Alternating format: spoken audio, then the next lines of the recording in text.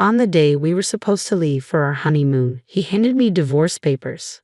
"I'm taking my whole family with me. If you don't like it, we'll get divorced," he said. "Fine, but I'm still single, you know," I thought, screaming in my mind as he stood there looking shocked. "Take that. My name is Emma. I'm 35 years old and work at a real estate company. I enjoy my job and find it fulfilling. I'm lucky to have supportive colleagues, both senior and junior. But in my personal life, I don't have any hobbies and I've never had a boyfriend." I secretly felt anxious because my friends were all getting married by the time they turned 30. There were only a few of us still single. My juniors at work were also leaving the company one by one, and each time it felt like a stab in the chest. That's when I met Brian through a friend's introduction. He was 2 years younger and had a smile that made me feel protective. He didn't talk much and always listened to my opinions. He always put my thoughts first when making decisions. Since I had never been with a man before, I quickly fell for Brian's personality. Our relationship developed smoothly. When I brought up marriage, Ryan simply said, "Then let's get married." Marriage involves making many decisions. Planning the wedding, the honeymoon, and finding a new home to live in together. It's a major, once-in-a-lifetime event, so I wanted us to make these decisions together. But no matter what we talked about, Brian would always go along with my opinion. He never expressed his own thoughts, just agreeing with whatever I suggested. Ryan's passive nature started to feel unreliable to me, and I began to feel dissatisfied with him. Another thing that troubled me was my relationship with my mother-in-law. Her personality was completely different from Brian's easygoing nature. She doesn't listen to my opinions and always imposes her own ideas. When you get married, Emma, of course you'll quit your job and focus on taking care of the house, right? At your age, if you don't hurry, you won't be able to have children. Brian is working hard, so as a woman, you should focus on the family. It's the wife's duty to support her husband, she said as soon as I went to greet her. She clings to these old-fashioned ideas. The truth is, I earn more money than Brian. He doesn't seem to mind and has even told his parents about it, but his mother doesn't seem to like it. A woman who earns more than a man doesn't have any charm. Maybe you can't do any household chores, can you? A wife should be able to cook, do laundry, clean, and take care of her husband's health. Can you do that? My mother-in-law said, looking down on me. If it were Brian saying that, it would be one thing, but it feels different coming from my mother-in-law. It's not something to brag about, but I can handle all household chores since I've lived alone for a long time. I have no intention of quitting my job after marriage, and I want to prioritize myself as much as Brian. That's what I thought, but when my mother-in-law criticized me, Brian didn't defend me. Instead, he nodded along with her statements. Because of that, I started feeling uneasy about relying on Brian for the rest of my life. Well, Brian is younger than me, so maybe he'll become more reliable in the future. If this marriage doesn't work out, I might never get married in my life. Anxiety and desires clash in my mind, swirling around in endless conflict. However, time doesn't wait, even when I'm troubled. There are so many decisions to make for the wedding, choosing the venue, planning the honeymoon, applying for time off from work, and more. The to-do list keeps getting longer. With a sense of unease, I spend busy days preparing for both work and marriage. One day, I discussed with Brian, considering our work schedules, we can only take a long vacation at this time. Is it okay to have our honeymoon during this period? Yeah, I think it's fine. Both Brian and I have similar quiet periods at work. If we want to take a long vacation, this is the only timing we have. The problem is the wedding. The venue I've always dreamed of is so popular that it's booked for over a year in advance. In that case, what about going on the honeymoon before the wedding? I looked it up, and it seems some people do that. If we have the wedding first, it will be another 2 years before we can go on the trip. If you are okay with that, Emma, then I'm fine with it too. I thought Brian wouldn't object but to agree so readily. At this rate, it seems like all my opinions will be accepted. For the honeymoon destination, the menu for the wedding, and the decoration of the venue, I do have a desire for Brian to express his own opinions a little. But it's better than being opposed, so whenever I found a moment, I continued to progress with the preparations for the honeymoon and the wedding. In the end, we decided to go to Europe for the honeymoon. I debated until the last minute between Hawaii and Europe. Hawaii is close by, and I'm sure there will be another opportunity to go there, so I chose to take a trip around Italy and France, experiencing the picturesque streets and delicious cuisine. I also wanted to explore the stylish accessories and maybe buy some commemorative tableware since it's the start of a new life. After considering various schedules and destinations, I completed the application about a month before the tour. By that time, I was completely excited. After all, it's my first overseas trip. It's impossible not to feel thrilled. My mind became filled with everything related to Europe, from buying the necessary items for the trip to planning our activities at the destination. Because of that, any dissatisfaction I had with Brian had completely disappeared. As the honeymoon approached 1 week away, Brian suddenly brought up a conversation. "Emma, I have a favor to ask." A favor that's unusual. I wonder what it could be. It's rare for Brian to ask me for something. Could it be about the trip? Did he find a place he wants to visit? "What is it? What's wrong?" I asked, filled with anticipation, and he innocently made the request. "I want to go to St. Taylor when we're in Paris. Mom really wants to go there." "What? My mother-in-law? Wait a minute, what do you mean?" I couldn't catch up with this sudden situation, but Brian replied as if it were obvious. "Huh?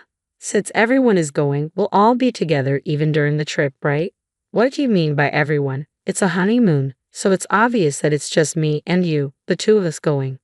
"But my mom thinks it's normal for the whole family to go." "First of all, I only made reservations for 2 people, you and me, Brian. The tour deadline was 7 days ago, so today is the last day to register. Regardless of whether we go together or not, I only booked for 2 people, so there's no way we can go. If you ask the travel agency, they can figure something out." As I was dumbfounded by his statement, the intercom in the house rang. On the intercom screen, I saw the figure of my in-laws. Without caring about my surprise, my in-laws entered the house carrying a large number of bags. Ignoring my objections, my mother-in-law's eyes sparkled as she announced, "I thought I'd leave the luggage here since we are leaving soon." I'm so excited. Then Brian said, "Just leave the luggage here," and started leading my in-laws into the room without my consent. "Wait a minute," I tried to stop him in a hurry, but my mother-in-law stared at me sharply. "Oh, what is it, Emma? I hope you're not suddenly saying I don't want to go together now." I didn't agree to go together in the first place," I immediately retorted, but my mother-in-law paid no attention, saying, "You heard it just now, didn't you?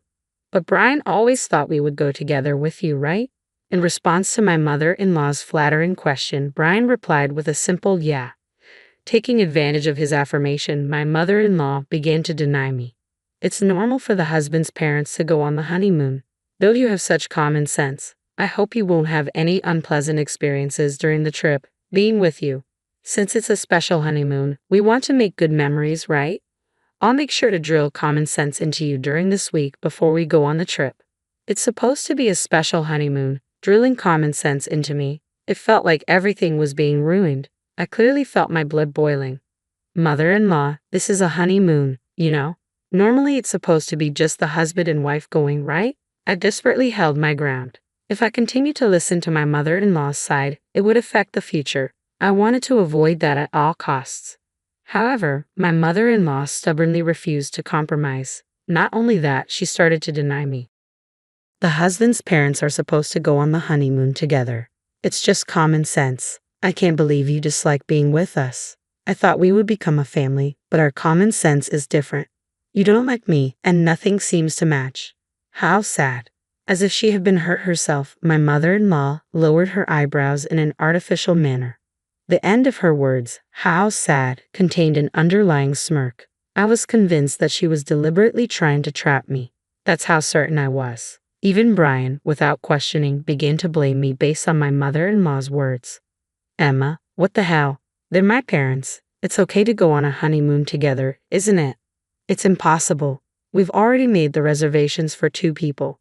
Besides, I've never heard of families accompanying a honeymoon trip," I declared, and Brian shouted angrily, as if picking a fight. "I never thought you hated my parents so much, Emma. That's it. Just leave for today." He looked at me as if he couldn't believe what he was seeing. As Brian spoke, a wicked smile formed on my mother-in-law's face. Why does he always take his mother's side without listening to his spouse's opinion, especially at a time like this? I wanted him to support my views. Before I could even react to his words, I found myself pushed out to the entrance. Just before the door closed, I caught a glimpse of my mother-in-law's smug expression. I was left outside, unable to do anything but stand there. Why am I being treated like the bad guy? Why does everything have to be ruined, including this precious trip? Frustration and sadness overwhelmed me, and tears began to flow. A few hours later, I received a message from Brian. I want you to see if it's still possible for them to join the tour. If not, we'll cancel this trip and apply for a tour where all four of us can go. Please think rationally. If you reconsider, we can figure it out properly. I don't think I'm in the wrong, so I have no reason to apologize or respond. Brian must be angry too because there was no contact after that message. Time passed, and the day of our honeymoon departure finally arrived. I couldn't imagine enjoying it in this state, but we had been preparing for this honeymoon for a month. I couldn't refuse. As I prepared to leave the house with a heavy heart, the intercom rang. Brian had come to pick me up. We hadn't seen each other since that incident, so I didn't know what kind of face to put on. The fact that he came to pick me up meant that he still intended to go on the trip.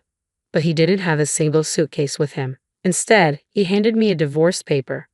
After hurting my parents, you still intended to go on this trip, didn't you? I'm taking my entire family on this honeymoon. If you don't like it, let's get a divorce. My mom said it would be better that way. Saying that, he thrust the divorce paper in front of me. In that moment, I finally realized what kind of person he was. I thought he would listen to my opinions and prioritize me, that he was kind. But that wasn't the case. This man is just someone without his own opinions, and he prioritizes his family over me. That's Brian. As I came to that realization, I felt my feelings for him cooling down. Even if I were to marry him, I couldn't see myself overcoming the many challenges that awaited us in the future and becoming a family with that mother-in-law. It was an impossible scenario. Determined, I pointed at the divorce paper in front of me and said, "Sure, but I'm still single, you know." "Huh?" Brian exclaimed, clearly surprised by my words. "Single? What do you mean? Weren't you listening? We talked about going on the honeymoon but delaying the registration until the day of the ceremony. I made sure to get your permission, Brian. You know that, didn't you forget? The marriage certificate is still in the drawer, and you even said, if you were fine with it, Emma, then I'm fine too." "That's right. Divorce or not, we're not even married yet. There's no problem with going on the honeymoon with my maiden name." Perhaps he remembered my words as Brian's expression suddenly changed. But immediately, he turned red and raised his voice in frustration. "Are you out of your mind to give up on marriage just because of a honeymoon? Get a grip," I responded, matching Brian's intensity with my own strong voice. "This is the result of me being rational. I've been so desperate to get married that I couldn't see reality clearly. I don't think I can be happy marrying someone who doesn't listen to the opinions of their future spouse and doesn't support them. I'd rather stay single for life." Thanks for making me think that way. I keenly felt that this saying was true. "Hey, Emma, let's calm down and start over from scratch, okay?" He looked like he was about to cry. His pleading voice trembled. "But I won't be fooled anymore. I will break free from this guy." Without realizing it, I found myself shouting loudly at Brian. "If you're so eager for a family trip, why don't you go with your family of 3? But you'll have to plan everything from tour reservations to the itinerary by yourself. After always depending on others, it's time you experience the challenges yourself. If you think you can handle it, go ahead, you indecisive man," I said as I pulled the marriage certificate from the drawer and tore it to shreds in front of Brian. He was stunned by the sudden turn of events, his mouth hanging open. My determination overwhelmed him completely. "Now, do you understand how serious I am? I won't accept a future in the dark. It's over between us. Why don't you hurry back to your beloved mommy and cry to her, you mama's boy?" With that, I left Brian dumbfounded, slamming the front door behind me. Given his demeanor, it wouldn't be surprising if he did go cry to his mother. Afterward, I called the tour company to cancel our reservations. Since it was a same-day cancellation, we were hit with a 100% cancellation fee. I billed Brian for the entire amount because he was the reason our honeymoon fell apart. It felt like the right consequence. Later on, Brian blamed me for the failed marriage and spread rumors about it among our friends and family. However, it seemed no one sympathized with him. Instead, his actions labeled him as an unconventional mama's boy, and he was disliked by many. When I told my parents about the divorce, they were initially surprised but quickly accepted it. "Marriage isn't the only path to happiness. Your happiness is what matters, Emma," my mother reassured me. I couldn't have been more grateful for her support. As a side note, since then, I've discovered a new passion for traveling. I didn't want to waste the vacation time, so I embarked on my first solo trip. International travel was a bit challenging at first, but I found peace exploring historic cities I'd always dreamed of visiting. Being alone is surprisingly enjoyable, I realized during my historical adventure. Thanks to that trip, I've embraced solo travel fully. Whenever I have time off, I'm already planning my next overseas journey. I've started a life where I'm not defined solely by marriage, but by my own experiences and happiness. The text message from my father felt like a physical blow. I won't be walking you down the aisle if Solstice isn't invited to the wedding. That's final. I'm Lacey, and this is how my father chose his new wife over his only daughter. My phone slipped from my trembling fingers onto my desk, screen still illuminated with those cruel words. Through the glass walls of my office, life continued as normal, people laughing, walking past with coffee cups, completely unaware that my world was crumbling. "Hey, you okay?" Ria poked her head around my door, her smile fading as she saw my face. "Oh God, what happened?" "He's not coming," I managed to say, my voice barely a whisper, "unless I invite her." Ria crossed the room in 3 quick steps, pulling me into a fierce hug. "Your dad's being a dick again?" I nodded against her shoulder, fighting back tears. I really thought he'd choose me this time. "Show me," she said, picking up my phone. Her eyes narrowed as she read the message. "That manipulative witch. This has Solstice written all over it." "You think?" I pulled away, wiping my eyes. "Please. Your dad hasn't made a single decision without her approval since they got married. Remember the Christmas incident?" I did. All too well. Solstice had convinced my father I was too busy to join their holiday plans, never mentioning she'd deliberately scheduled their celebration on the same day as my long-standing annual volunteer work at the shelter. When I couldn't attend, she spent weeks telling everyone how I'd abandoned the family during the holidays. My phone buzzed again. Zine this time. "Dad just told me. Want to grab coffee?" "Zine wants to meet," I told Ria, probably to convince me to give in, again. "Then let's give him something to think about." Ria's eyes sparkled dangerously. "Want backup?" 20 minutes later, we were at our usual coffee shop. Zine was already there, looking uncomfortable in his suit and tie. My brother, always the peacemaker, always trying to smooth things over. "Before you start," I said, sliding into the booth, "the answer is no, I'm not inviting her." "Lace, come on, it's one day, just let her come and—" "And what?" I cut him off. "Let her make snide comments about my dress. Let her criticize my choices. Let her tell everyone how I'm such a disappointment, just like she did at your wedding." Zayn winced. "That was different." "Was it?" Ria chimed in. "Because from where I was standing, she did everything she could to make Lacey look bad. And your dad just sat there and let it happen." "He's trapped," Zayn said quietly. "You don't know everything that's going on." I leaned forward. "Then tell me, what's she got on him? Because this isn't just about the wedding and you know it." Zayn shifted uncomfortably, his coffee untouched. "It's not my place to say. But Lace, maybe there's another way. Something that doesn't involve cutting Dad out completely." "I'm not cutting him out," I said, my voice rising. "He's choosing to not be there. There's a difference." My phone buzzed again. "Dad, your mother would want us all together on your special day." The rage that filled me was sudden and complete. "How dare he?" I whispered, showing the message to Ria. "How fucking dare he use Mum like that?" "That's it." I stood up, my chair scraping against the floor. "I'm done playing nice. If he wants to make this public, fine. Let's make it public." "What are you going to do?" Zayn asked, looking worried. I smiled, and it wasn't a nice smile. "I'm going to make sure everyone knows exactly why the father of the bride isn't walking his daughter down the aisle. Every single guest will know what kind of man he's become." "Lacey, don't," Zayn started. "Don't what? Tell the truth. That's what Solstice is afraid of, isn't it? The truth getting out." Something flickered in Zayn's eyes. Fear, recognition. He opened his mouth, then closed it again. "I think," Ria said, standing beside me, "it's about time someone stood up to both of them."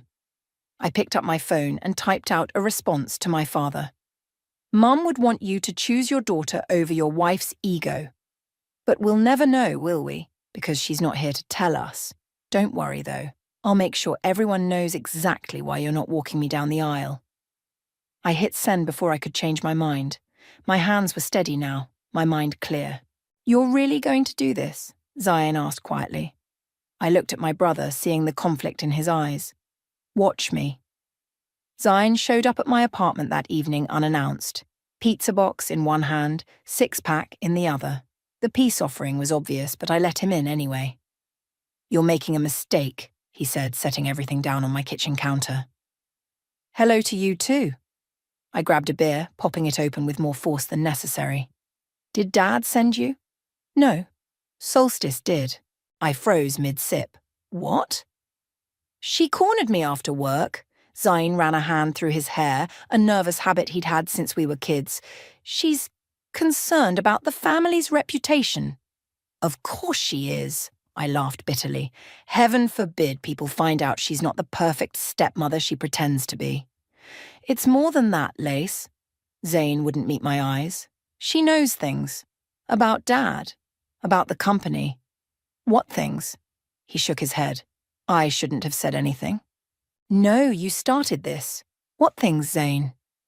The silence stretched between us, broken only by the distant sound of traffic outside.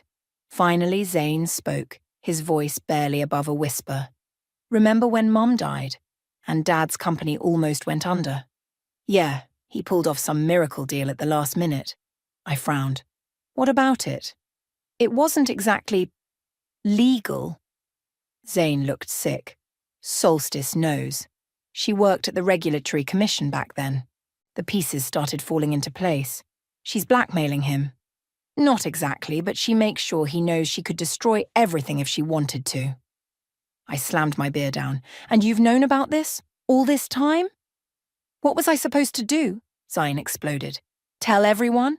Watch Dad go to prison? Watch our family name get dragged through the mud? So instead you let her terrorize me? Let Dad treat me like I'm disposable? You're not disposable, he protested. Dad loves you. Really? Because it sure doesn't feel like it. I pulled out my phone, scrolling through messages. Look at this.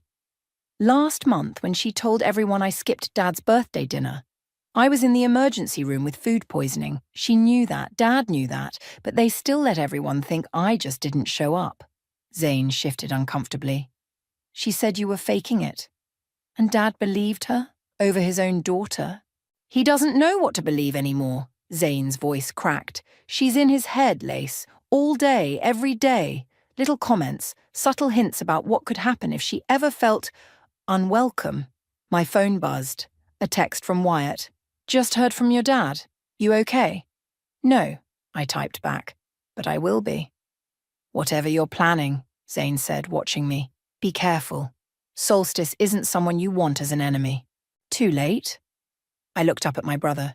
She made me her enemy the day she decided to come between me and Dad. And now? Now I'm going to show everyone exactly who she is. How? You'll see. At the wedding. I smiled grimly. Assuming you're still coming? Zane hesitated. Lace. It's a simple question, Zane. Are you coming to your sister's wedding or not? He stood up, pacing my small kitchen. You don't understand what you're asking. If I side with you publicly, then what? Solstice will reveal Dad's secrets? Maybe it's time they came out anyway. You don't mean that. Maybe I do. I crossed my arms. Maybe it's time we stopped letting fear control this family. Zane stopped pacing, bracing himself against the counter. She'll destroy him. He's destroying himself by choosing her over his children. My voice softened. And you're helping him do it. The truth of that statement hung heavy in the air between us. Finally, Zine straightened up. I'll be there, he said quietly. But whatever you're planning, just remember that some things can't be undone. I know. I walked him to the door. That's exactly why I'm doing it. As I closed the door behind him, my phone buzzed again. A message from Mary, my wedding planner and my mum's old friend. Your mother would be so proud of you standing up for yourself. Whatever you need, I'm here. I smiled, feeling stronger. Mum would be proud. She never let anyone push her around, and she wouldn't want me to either. I opened my laptop and started typing. The red envelopes would need careful wording. After all, the truth was going to be my weapon, and I intended to make it count. Red envelopes? Wyatt looked up from the sample I'd handed him, his forehead creased with concern. You're sure about this? We were sitting in our favourite corner of the local bookstore cafe, the same place where we'd had our first date. Rhea sat across from us, already reading through the draft I'd written. Holy shit, she whispered, reaching the end. This is brutal, but honest. That's the point. I took a sip of my coffee. No exaggerations, no drama, just the plain truth about why my father won't be walking me down the aisle. Your dad's going to lose it when he sees these, Wyatt said, squeezing my hand. Good, I squeezed back. Maybe it's time he felt a fraction of what I've been feeling. Mary, who'd been quietly listening from the fourth chair, finally spoke up. I knew your mother for 20 years, she said, her voice gentle but firm. She would have done exactly the same thing. You think so? Oh, honey, Mary smiled. Where do you think you got your backbone from? Caroline never let anyone walk all over her, and she wouldn't want that for you either. Rhea grabbed her phone. I know a printer who can do these on that fancy red paper you want. Rush job, totally discreet. How many are we thinking? Wyatt asked. 1 for every guest. I pulled out my list. 212 to be exact. That's going to make quite a statement, Mary mused. How do you want to distribute them? I was thinking, I started, but was cut off by a familiar voice behind me. Thinking about what? My father stood there, looking uncomfortable in his casual weekend clothes. Solstice wasn't with him, a rare sight these days. Dad, I quickly slid the envelope draft into my bag. What are you doing here? I was hoping we could talk. He glanced at the others. Alone? Wyatt squeezed my hand again before standing. We'll give you some space. No, I said firmly. Whatever you have to say, you can say it in front of my family. Dad flinched at the word family, but pulled up a chair anyway. This wedding situation, it's gotten out of hand. Has it? I kept my voice steady. Seems pretty straightforward to me. You chose your wife's feelings over your daughter's. It's not that simple, Lacey. Actually, it is. I leaned forward. You know what Solstice has done. You know how she treats me. And you still took her side. She's my wife. And I'm your daughter. The words exploded out of me, causing nearby customers to turn and stare. I lowered my voice. I was your daughter first. I was there when Mom died. I was there when you fell apart. I was there through everything. And you think I wasn't there for you? His face reddened. I gave you everything. Except support when it mattered. I pulled out the red envelope draft and slid it across the table.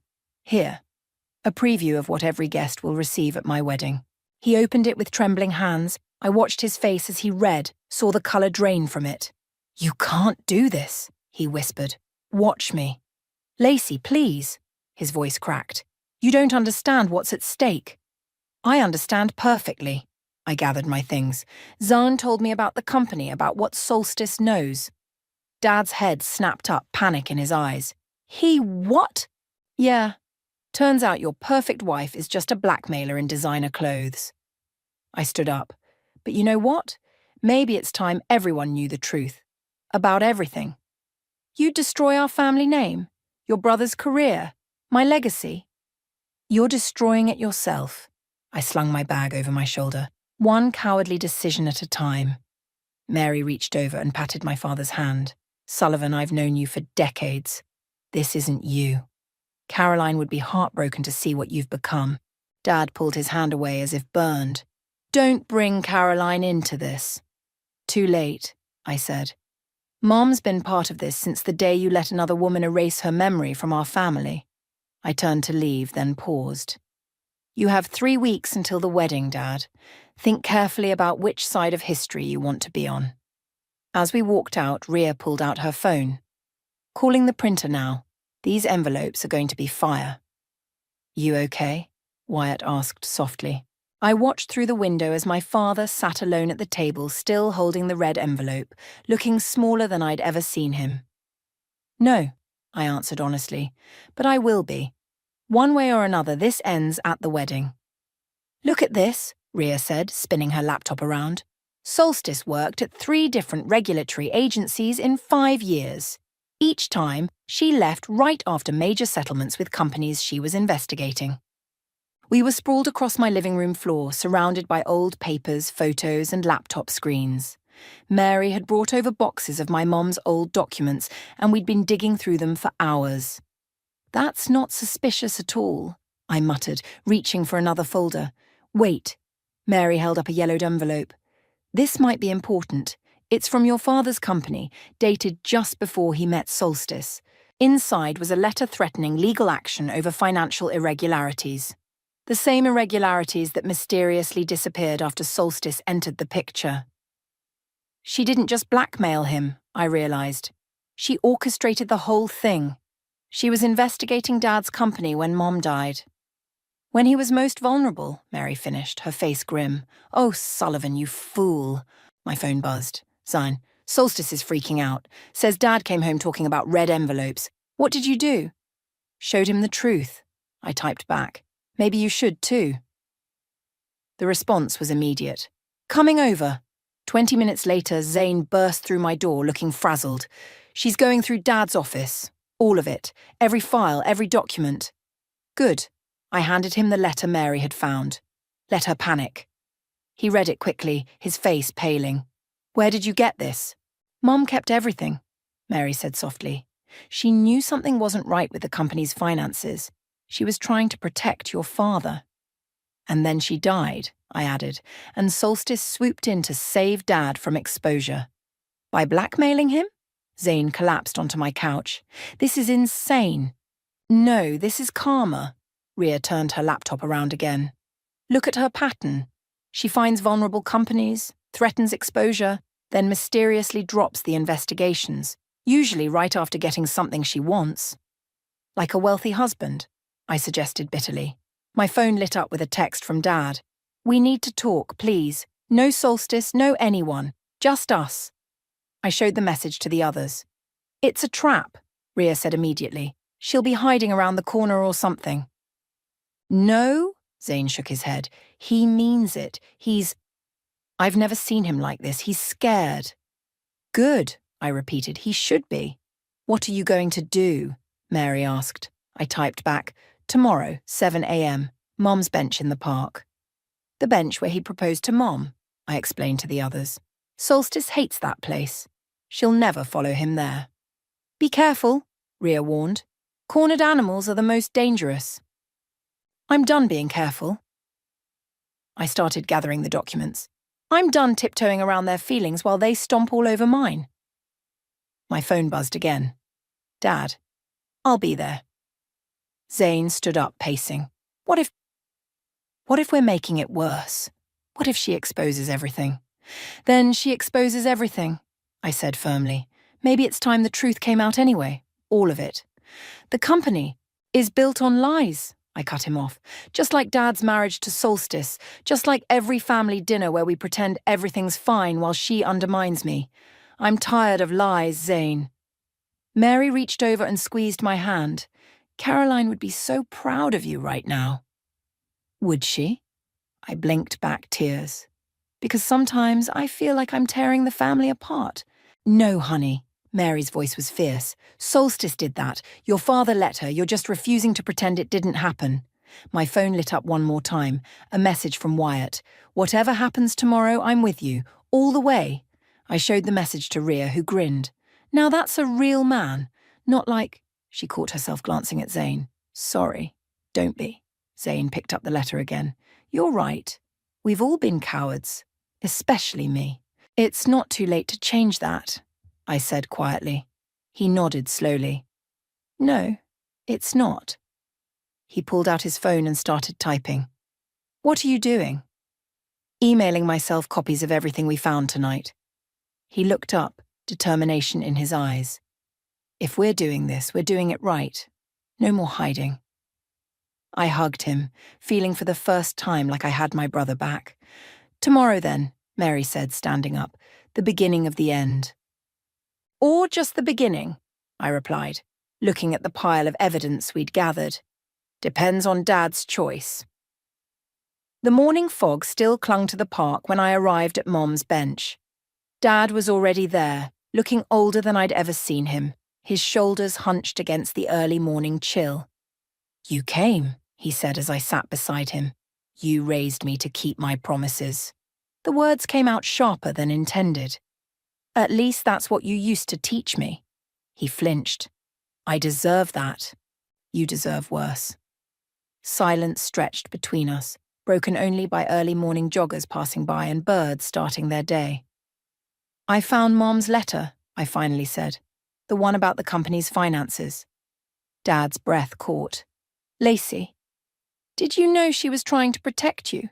That she was looking for a legal way out before she died?" "Yes." His voice was barely a whisper. "And then Solstice appeared, right when you were most vulnerable. Convenient, wasn't it?" He turned to face me, eyes red-rimmed. "You don't understand. The company was going under. Everything your grandfather built, everything I'd worked for, I was going to lose it all. So instead you lost your daughter. I never lost you." "Really?" I pulled out my phone, opened my photos. "Here's last Christmas when Solstice told everyone I was too busy for family dinner. I was volunteering at the shelter, just like Mom and I used to do every year. You knew that." I swiped to the next photo. "Here's Zane's wedding. Remember how Solstice spent the entire reception telling everyone how I was trying to upstage the bride with my dress? The dress she helped pick out? Lacey, please. No, Dad, look." I showed him photo after photo. Every family event, every holiday, every celebration, watch how I slowly disappear from them. Watch how she pushed me out, and you let her. I was trying to keep the peace. You were trying to keep your secrets. I put my phone away. "But here's the thing, Dad. I'm not afraid of the truth anymore. Are you?"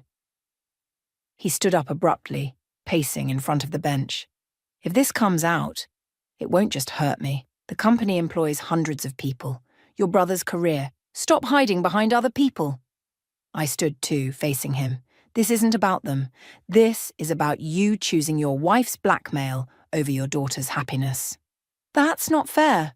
Neither is making me feel unwelcome in my own family." My voice echoed across the empty park. "Neither is missing my graduation because Solstice suddenly planned a cruise. Neither is believing her lies about me over and over and over again." "I'm sorry," he whispered. "Sorry isn't enough anymore." I pulled out one of the red envelopes. "These go out at my wedding. Every guest will know exactly why you're not walking me down the aisle. Unless..." "Unless? Stand up to her, tell the truth yourself. Be my dad again." He took the envelope with trembling hands. "She'll destroy everything." "No, Dad, you already did that the moment you chose her over your children." My phone buzzed. "Wyatt, dress fitting in an hour. You okay?"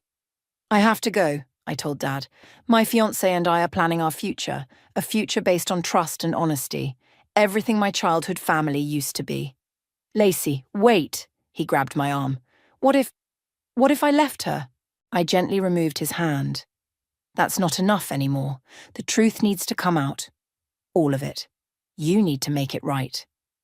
"How?" "Figure it out. You have 2 weeks until the wedding." I started walking away, then turned back. "Oh, and Dad, check your email. Zayn sent you something interesting last night." "What did he send?" "Everything we found, all the evidence of Solstice's pattern, all the proof of her blackmail." I smiled sadly. Turns out I'm not the only one tired of living with lies. As I walked away, my phone buzzed again. This time it was Mary. "Your mother's watching over you today. She'd be so proud of your strength." I looked back one last time. Dad still stood by the bench, the red envelope clutched in his hand, looking lost in the morning fog. For the first time, I didn't feel sorry for him. Another text came through, this one from Ria. "The red envelopes are ready. They look amazing." "Perfect," I replied. Now we wait. 2 weeks until the wedding. 2 weeks for Dad to choose between truth and lies, between his daughter and his wife, between his integrity and his secrets. The morning sun finally broke through the fog, as I headed to my dress fitting. Whatever Dad decided, I was done living in shadows. It was time for everything to come to light. The morning of my wedding dawned bright and clear. I stood in the church's bridal suite, staring at my reflection while Mary adjusted my veil. "The red envelopes?" I asked. "All in place," Ria confirmed, checking her phone. "One on each seat, just like we planned." The door burst open.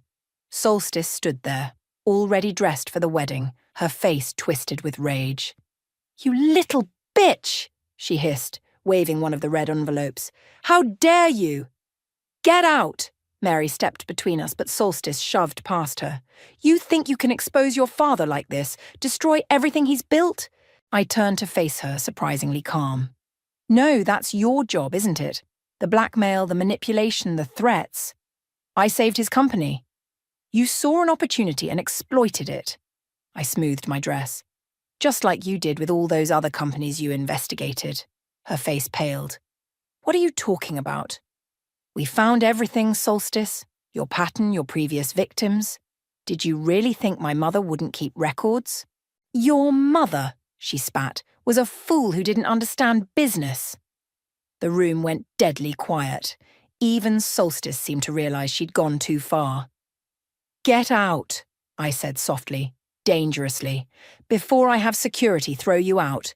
You wouldn't dare. Try me." I nodded to Ria, who already had her phone out.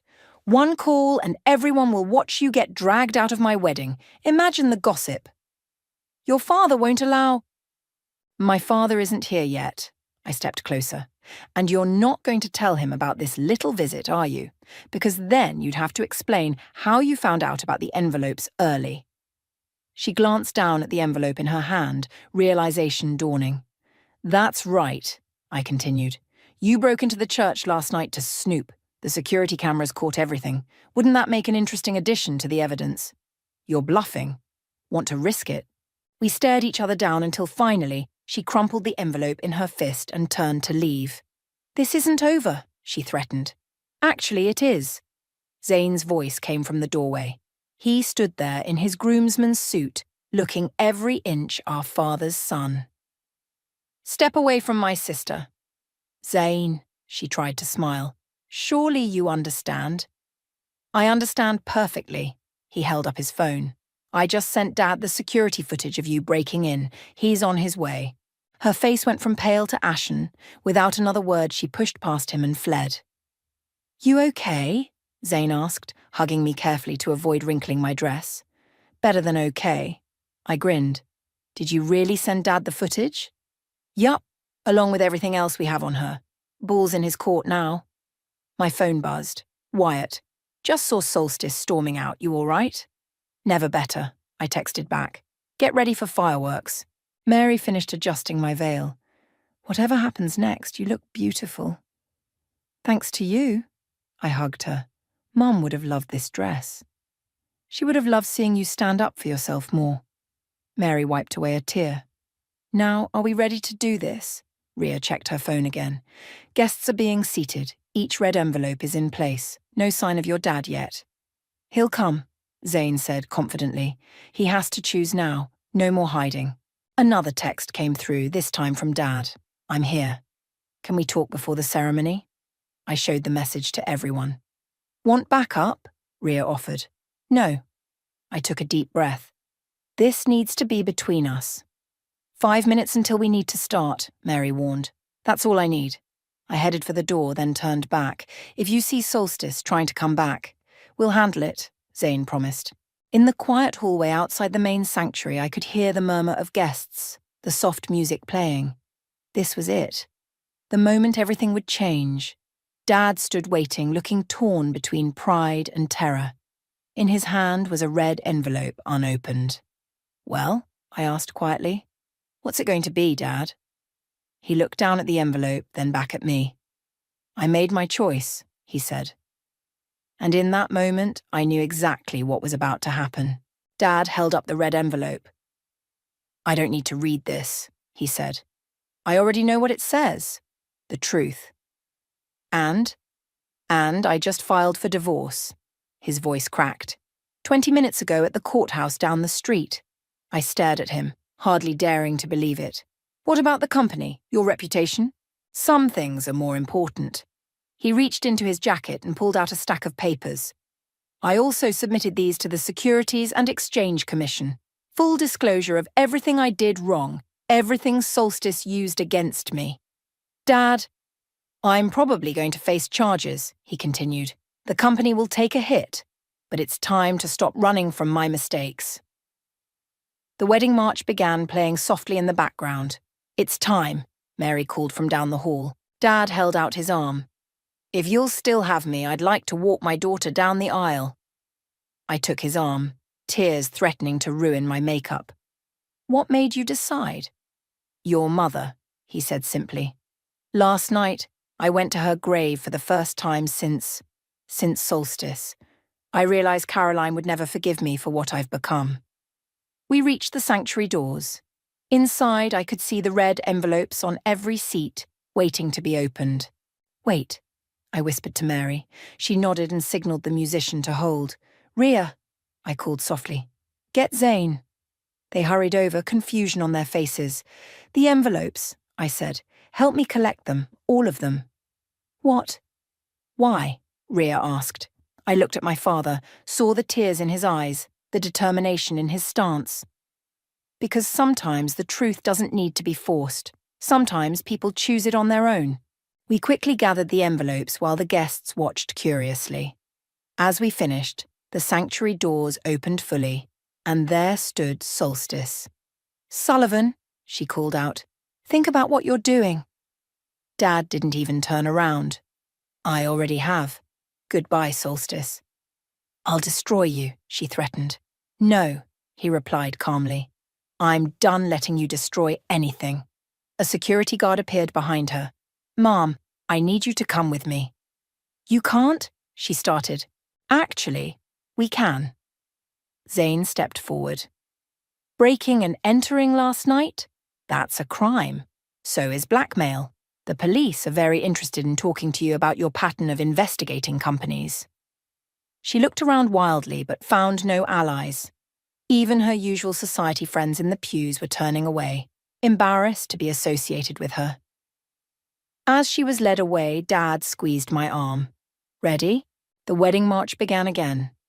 This time, when we walked down the aisle, I saw nothing but love in the faces around us. Wyatt waited at the altar, beaming. Ria and Zane took their places as my attendants, both trying not to cry. Who gives this woman? The minister asked. Dad's voice was strong and clear. Her mother and I do. He kissed my cheek and whispered, I'm so sorry, sweetheart, for everything. I know, I whispered back. We'll figure it out. As I took Wyatt's hands, I saw Mary in the front row holding a box of the collected red envelopes. She gave me a questioning look. I shook my head slightly. Those envelopes didn't matter anymore. The truth had found its way out on its own. Dearly beloved, the minister began, but I was barely listening. I was watching my father, sitting where my mother should have been, finally looking like the man I remembered from my childhood. Wyatt squeezed my hands, bringing me back to the moment. You okay? He mouthed. I smiled, really smiled, for the first time in what felt like years. Perfect, I whispered back. Because it was. Not because everything was fixed. Dad still faced consequences. The company would still take hits. There would still be fallout to deal with. But perfect because the truth was finally free. Because my father had finally chosen right. Because love had won over fear. The red envelopes would be burned later that night, their contents never read, their purpose served simply by existing.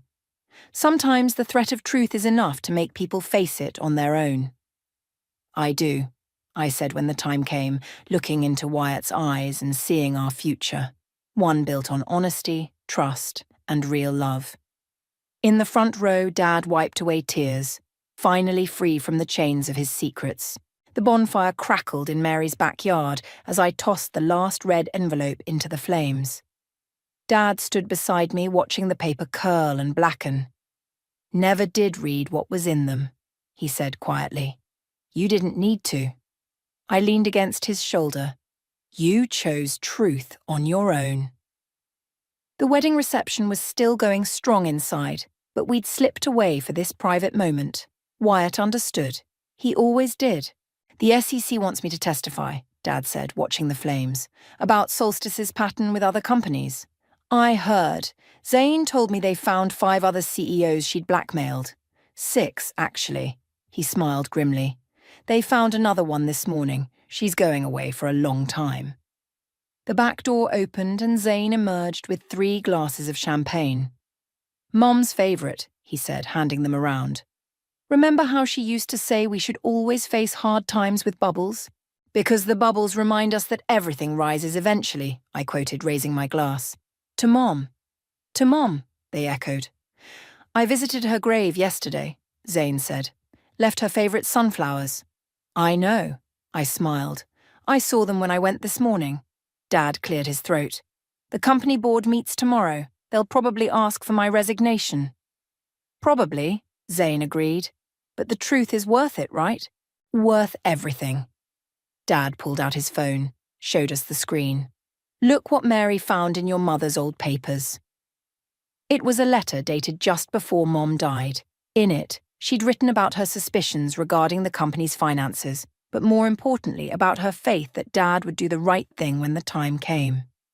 She believed in you, I said softly. Even then. I let her down for a while. Dad's voice was rough.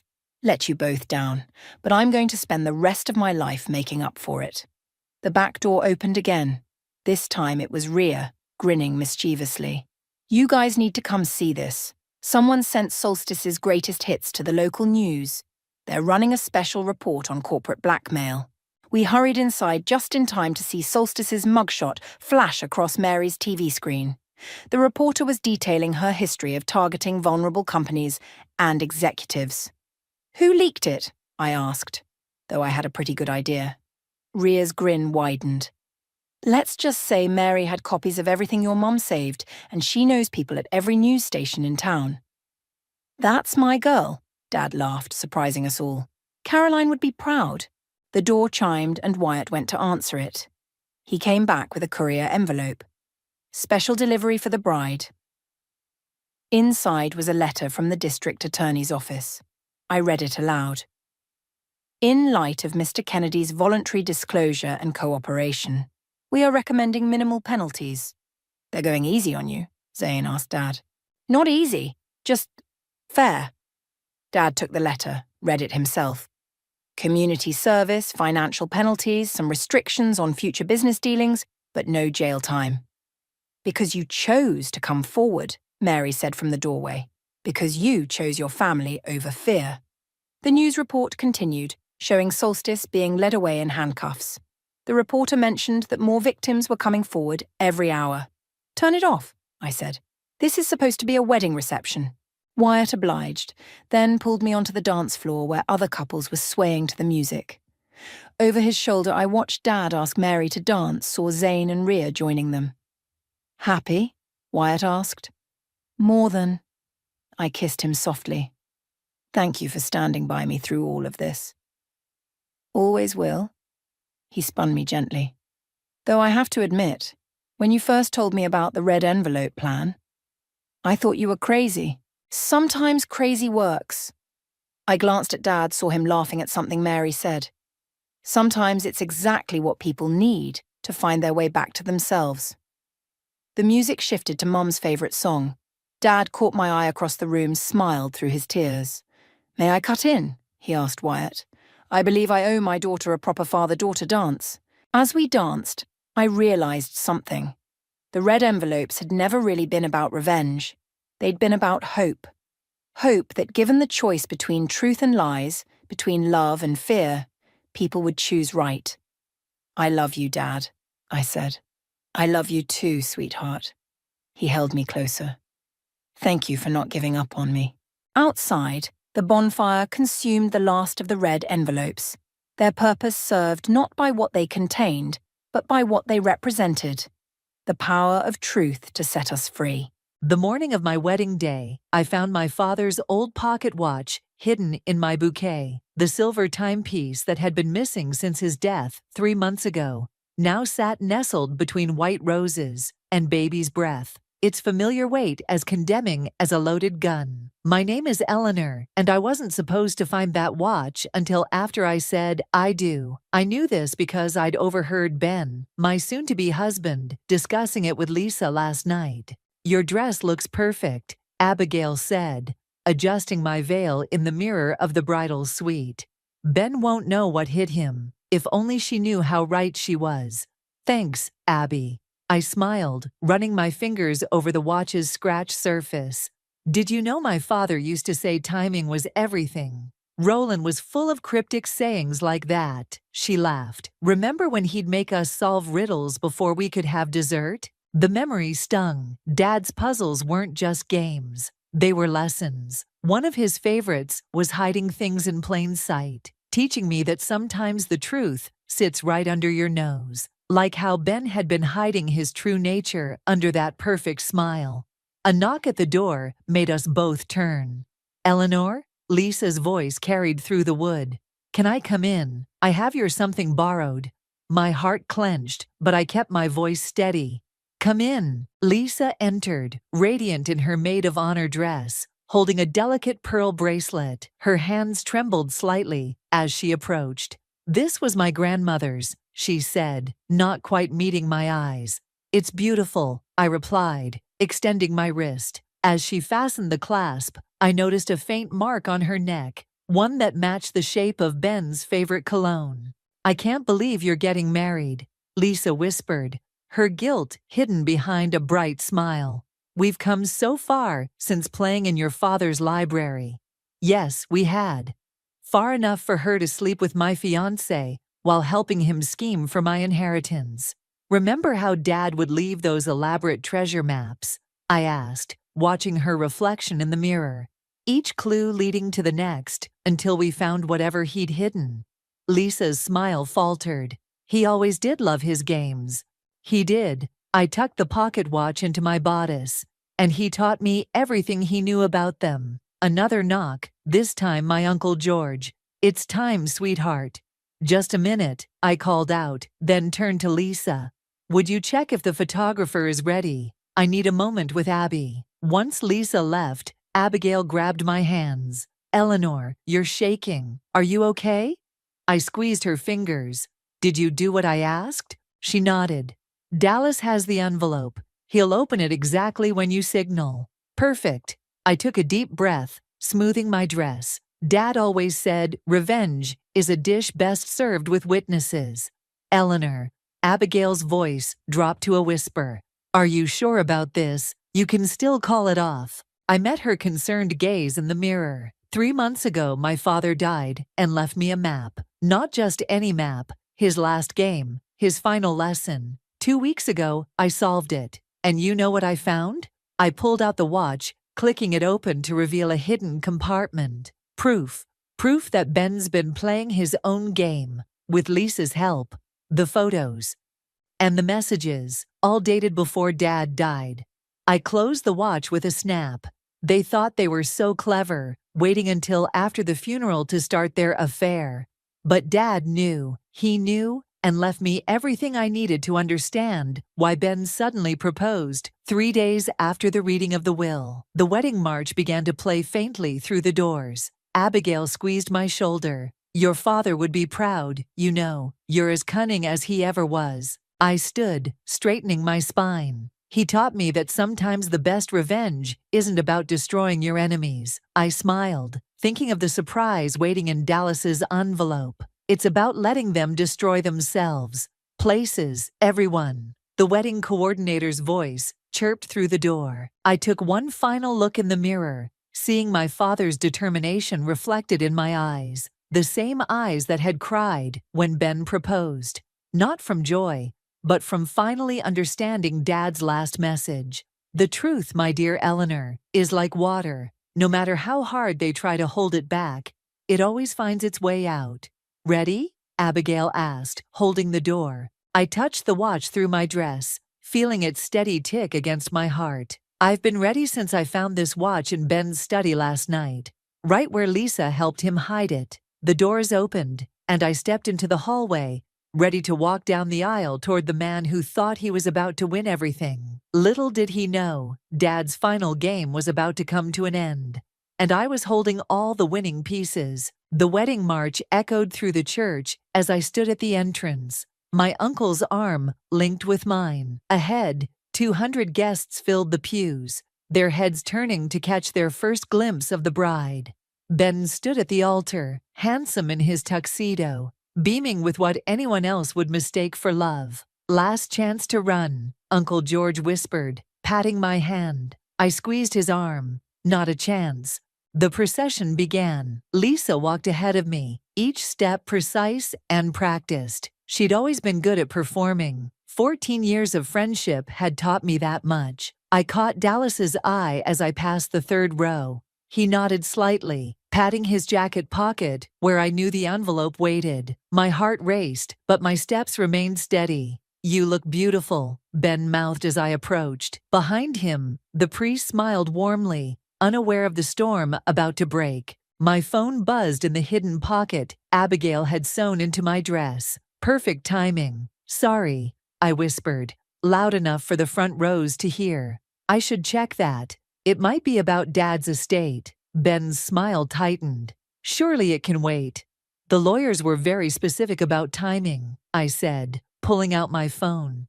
"Oh, it's from Lisa." The color drained from both their faces. "Actually," I turned to address our guests, "would everyone mind if I read this? It seems important." Without waiting for a response, I began reading aloud. "Ben, I can't watch you do this. Eleanor deserves to know the truth about us, about last night, about everything." Gasps rippled through the church. Ben stepped forward, reaching for my phone. "Eleanor, this isn't—" "Let me finish," I said sweetly, stepping back. "I love you. I've loved you since that first night 3 months ago. Please don't marry her just for the money. Choose me instead." Lisa swayed on her feet. "I didn't. That wasn't meant to. Send that text?" I finished for her. "No, you didn't. But you wrote it, didn't you? It's still in your drafts folder. I saw it when you left your phone in the bridal suite." Ben grabbed my arm. "Eleanor, let's talk about this privately." I yanked free, like how you and Lisa talked privately in my father's study last night. "The walls are thin, Ben, and you really should check for security cameras before having intimate conversations." More gasps. Someone in the back started filming. "Dallas," I called out, "would you share what's in that envelope?" Dallas stood, hands shaking slightly, as he opened the envelope. "They're photographs," he announced, voice carrying in the stunned silence, "of Ben and Lisa, dating back to 3 months ago, the day after Roland died." Ben lunged for Dallas, but my uncle stepped between them. "Don't," Uncle George warned. "You've done enough." "You don't understand," Ben pleaded, turning to me. "Your father's estate, the conditions of the will, required you to marry me within 6 months of his death to access the full inheritance," I finished. "Yes, I know. Dad was very specific about that, almost like he knew someone might try to take advantage." Lisa burst into tears. "Eleanor, I'm so sorry. We never meant to get caught." I pulled out the pocket watch. Fun fact about my father: he never lost anything in his life. Every misplaced item, every missing paper, it was all part of some elaborate lesson. I opened the watch, revealing a tiny USB drive. "Like this watch, which he knew you'd help Ben hide, Lisa. He wanted me to find it exactly when I did." The priest cleared his throat. "Perhaps we should—" "Oh, we're almost done," I assured him. "I just have one last thing to share." I turned back to the guests. "My father's estate isn't what you think. The money, the properties, they're all going to a charitable foundation, one that specifically helps victims of fraud." Ben staggered. "But the will was another of Dad's games. The real will is on this drive, along with recordings of every conversation you two had about stealing my inheritance." I smiled at their shocked faces. "Dad always said the best trap is one where the prey walks in willingly." "You knew?" Lisa whispered. "You knew all along." "Not all along," I admitted, "but long enough to let you both dig your own graves. Dad taught me that too. Sometimes justice is letting people reveal their true nature. I handed the watch to Uncle George and turned to our guests. I'm sorry you all came for a wedding, but I hope you'll stay for the reception. Seems a shame to waste all that food and champagne. Consider it a celebration of dodging a bullet instead. As security escorted Ben and Lisa out, Abigail appeared at my side. That, she said, was the most badass thing I've ever seen. I watched Ben's retreating back, feeling lighter than I had in months. Dad used to say that revenge is sweetest when served with style. Speaking of style, Dallas joined us, grinning. Wait until they realize those photos are already trending on social media. My phone buzzed again. Another text from Lisa. This one actually sent, "You've ruined everything." I smiled, thinking of Dad's last words to me. The truth hurts, sweetheart, but lies destroy. Looking at the chaos around me, I couldn't help but agree. The reception hall buzzed with excited chatter as guests rehashed what they'd witnessed. I sat at what should have been the bride and groom's table, sipping champagne with Abigail and Dallas, when an unexpected figure approached. Well, that was quite a show. The voice made me freeze. I hadn't heard it in 20 years. "Mom?" I set down my glass, studying the elegant woman before me. "I don't remember sending you an invitation." Melina smiled, her perfectly painted lips curving up. "Your father did.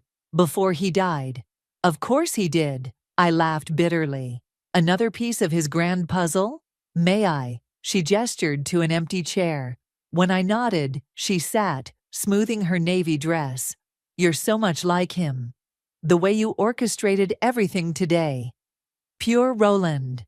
Orchestrated? Dallas raised an eyebrow. "You mean you planned all of this, Eleanor, even before finding the watch?" I reached for my champagne again. The watch was just confirmation. I'd been suspicious since Dad's funeral. When Ben started asking very specific questions about the estate, I turned to my mother. "But you're not here to compliment my detective skills. Why did Dad invite you?"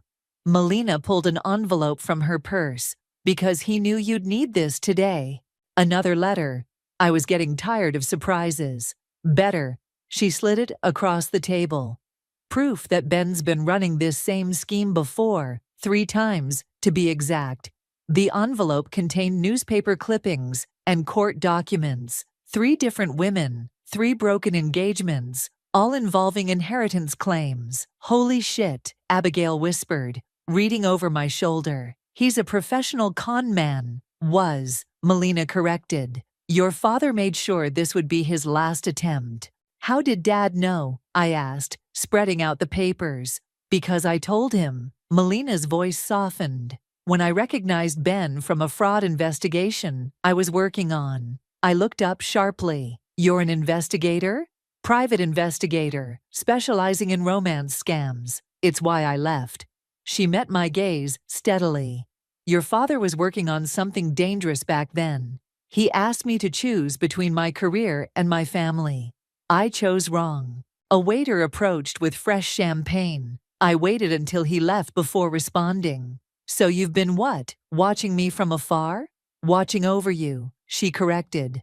"Roland and we found our way back to being friends years ago. When Ben entered your life, I ran a background check. What I found," she gestured to the documents. "And Lisa?" I asked. "Was she part of his usual routine too?" "No." Melina shook her head. "She was just weak. Fell for his charm, helped him access information about your father's estate. She probably thought she was special." Dallas snorted. "Speaking of special, you should see what people are saying online about them." He handed me his phone. Social media was exploding with clips from the ceremony. Wedding revenge, trending alongside photos of Ben's shocked face. "Dad would have loved this," I murmured. The whole world watching justice unfold. "He did love his audiences," Melina agreed. "But Eleanor, there's more you need to know. About the estate, about why he set up the 6-month marriage clause." A commotion by the entrance cut her off. Lisa had returned, mascara streaked down her face. "You've had your revenge," she shouted, stumbling slightly. "Are you happy now?" I stood slowly. "Actually, yes, very." We were friends, Lisa's voice cracked. 14 years, Eleanor. Doesn't that mean anything? It meant everything, I replied calmly. Until you helped my fiancé try to steal my inheritance the day after my father died. He loved me. Lisa took a step forward, but security moved closer. He only wanted the money so we could be together. I picked up one of the newspaper clippings. Like he loved Jessica in Seattle, or Maria in Boston, or Patricia in Chicago. I watched comprehension dawn on her face. You weren't special, Lisa. You were just convenient. She grabbed the clipping, hands shaking. This can't, he said. He said what you wanted to hear. I softened my tone. Just like he did with me and all the others. The difference is, my father saw him coming. Lisa crumpled to the floor, sobbing.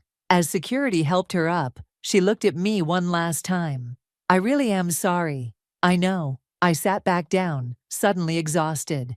That's what makes it worse. After she was gone, Melina touched my hand. Your father left you one more thing. When you're ready to hear about it. I studied her face, so familiar, yet strange. More secrets. More truth, she corrected. About why he played these games, why he taught you to solve puzzles, why he knew someone would come for his money. Abigail leaned forward. Because someone tried before. Melina's expression darkened. Because someone succeeded. 25 years ago, your father lost everything to a con man. Everything except his most precious possession. She squeezed my hand. You. I reached for the pocket watch, its weight suddenly more significant. Then I guess we have a lot to talk about. Yes, my mother smiled sadly. We do. The reception hall had emptied, except for a few lingering guests. I sat with my mother in a quiet corner, the pocket watch between us on the table like a barrier. 25 years ago, Melina began. Your father was a different man. Trusting, naive, even. Dad, naive? I couldn't imagine it. Hard to believe, isn't it? She traced the watch's edge. He inherited young. His parents died in a car crash when he was 28. Suddenly, he had more money than he knew what to do with. And someone took advantage. His business partner, Marcus. Melina's face hardened. He spent 2 years gaining your father's trust, then orchestrated a complete takeover. Left Roland with nothing but debt and a 3-year-old daughter. Dallas appeared with fresh coffee. Sorry to interrupt, but Ben's outside causing a scene. Of course he is. I stood, but Melina caught my arm. Let security handle it. No, I pulled free. I want to hear what he has to say. I found Ben arguing with the guards near the parking lot. He looked disheveled. His perfect wedding appearance, now as false as everything else about him. Eleanor, he pushed past security. Just listen to me. Why? So you can lie some more? It wasn't supposed to happen like this. He ran his hands through his hair. Lisa wasn't part of the plan. She just complicated things. I laughed. The plan? You mean like in Seattle? Or Boston? His face went slack. How did you? My mother's a private investigator, specializes in catching men like you. Your mother? He glanced around wildly. She's here? Amazing what crawls out of the woodwork when you're about to get married, isn't it? You don't understand. He stepped closer, lowering his voice. I had debts, dangerous people. Save it. I held up my hand. Jessica from Seattle. She told my mother the same story about you, word for word. A car door slammed nearby.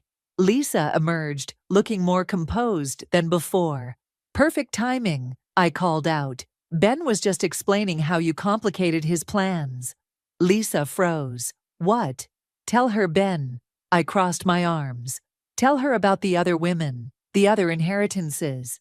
He's done this before, Lisa's voice cracked. 3 times. I pulled out my phone, showing her the news articles. Each time, he found a wealthy woman, orchestrated a whirlwind romance, then vanished with whatever he could get before the wedding. You bastard. Lisa's hand connected with Ben's face in a satisfying crack. I threw away my best friend for you. Lisa, baby, please. Ben reached for her, but she backed away. Don't baby me. She turned to me, tears streaming. Eleanor, I know I don't deserve it, but there's something you should know about your father's study. Ben lunged forward. Shut up.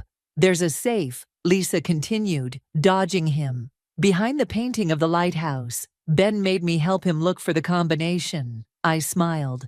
The one with the false bottom. They both stared at me. Dad's first lesson, always have a decoy. I pulled out the USB drive again. The real safe is under the floorboards, which you'd know if you'd actually managed to open the fake one. What's in it? Ben demanded. Evidence. Melina appeared behind me. Enough to put you away for a very long time. Who the hell are you? Someone who's been watching you for longer than you know. She handed him a business card. I suggest you leave town, tonight, before I send this evidence to my colleagues in Seattle. Ben's face went pale. He backed away, then turned and ran to his car. That's it? Lisa asked. He just gets away. Oh no, I watched his taillights disappear. The police in Seattle are already waiting. Dad made sure of that. Lisa wiped her eyes. Your dad really did think of everything. Almost everything. I faced her. He didn't expect you to betray me. I never meant. She stopped, shaking her head. No more excuses. I was selfish and stupid, and I destroyed the best friendship I've ever had. Yes, you did.